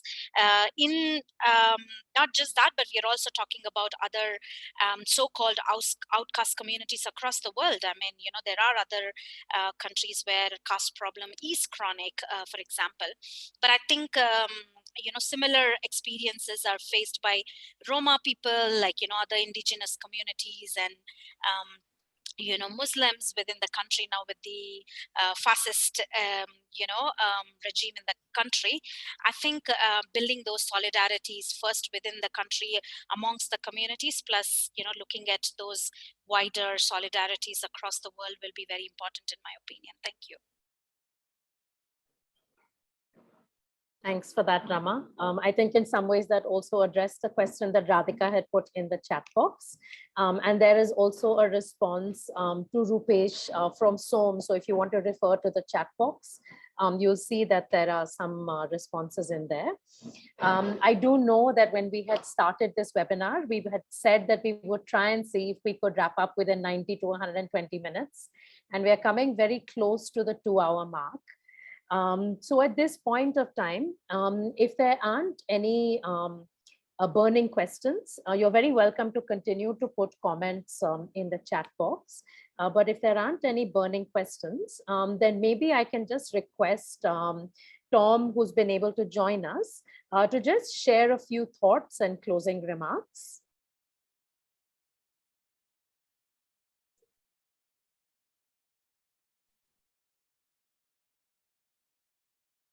Thank you, Soumya. And please accept my apologies for my inability to join earlier. But it was wonderful to hear so many of you speak very lived experiences, which are very relevant to today's discussion as well. I just want to add probably 2 points to what has already been discussed. First of all, I want to say that it's wonderful to see many of you actively participating in this webinar and joining us on this 25-year journey of ours. And such dialogues are central to the idea of participation, which is close to the heart of praxis. We see participation and dialogue really as twin engines of any vibrant democracy. These are 2 critical parts to making a democracy vibrant, which is what I think Ambedkar, above everything, stood for as well. Now, when you come to the other point, I just want to add or leave a thought with you is this, this whole idea of educate, agitate, organize. When you look at that very first thing, the educate aspect of it, which many of the speakers have spoken about, that, you know, in the post-independent India, it has failed on that first count of educate itself. We have seen how each of you have really elaborated on all sorts of failures encountered in that very basic, the fundamental starting point of this whole journey of educate, agitate, organize. So we've seen how, you know, like at least on 2 different ways that the education has failed. One is, you know, the obvious forms of exclusion of Dalits and all oppressed communities, not just as a passive exclusion, but also an active one, like what Rama was talking about. So we failed in that, you know, really both passively and actively we're excluding communities from being educated. What is on offer itself, we are actually denying communities. Second is, even when you are able to provide that education, what is the kind of education that is being provided? Is it the kind of education that would help young minds to agitate, young minds to think, young minds to talk about change? I think it is anything but far from that when you look at the kind of education that we are able to offer currently. It's not the kind that which makes students to think or to dialogue. And on the contrary, education is increasingly becoming narrower rather than being broader and broadening of minds. Education today is literally narrowing the minds to alarming proportion, which is what we are seeing across the country. Starts with different states experimenting, and then it becomes a national scheme of things. So I think these 2 counts, education literally has failed us. The very basic thing, even 7, 8 decades later, after Ambedkar had said these things, I think we as a generation, we as a country have failed to even take that first step, and which I think is something that requires really urgent attention and urgent action. Now, just to top it all, one, that there is an exclusion, and 2, the kind of education that is provided is not the kind that makes you think. And to add to that, we now have a even bigger challenge, which is in the form of what I would call miseducation, which is happening through an avalanche of what one could call the WhatsApp University, which is providing you with, it's literally an opportunity that would have been there to educate people, is really looking at narrowing their minds, closing their minds. And that is a danger that goes beyond the four walls of schools. It goes and captures the entire population, be it in the school or outside of the school. And that's even more dangerous. And I think, therefore, 75 years later, or 7-8 decades later, we still have to, I think, start from where Ambedkar posed these challenges, and then begin these challenges from that very first stage itself again, with even more insurmountable obstacles on the way. But I think the hope is in, several of the of what you have already outlined, the various speakers have already outlined. There are efforts which are being done, and those needs to scale up and expand, I think, which is where I think one can think of not just the younger generation, even the older generation, to broaden their mind, to truly imbibe the idea of education, and then leading on to, dialoguing, agitating, organizing, and bringing about change, which is sustainable and structural in nature. Thank you so much. Thank you very much. To all of you. Thank you very much for that, Tom. And thank you to everyone who was able to join us today and stay with us for the entire 2 hours of this program. We do know that it's an extremely busy day for many of us, as there are so many other very interesting and amazing engagements that are on in the course of the day. But thank you very much. And as Pradeep mentioned at the start of the call, on the 12th of May, we will definitely have an event that we will keep you informed about. And similarly, on the 14th of August, the day that we celebrate our 25th year, we will be having a day-long event on participation, and we will be sharing more information and details about that. Thank you very much. Thank you so very much. All the speakers spoke very well. Thank you. Thank you. Take care. Thank you very much, madam. Thank you. Thank you.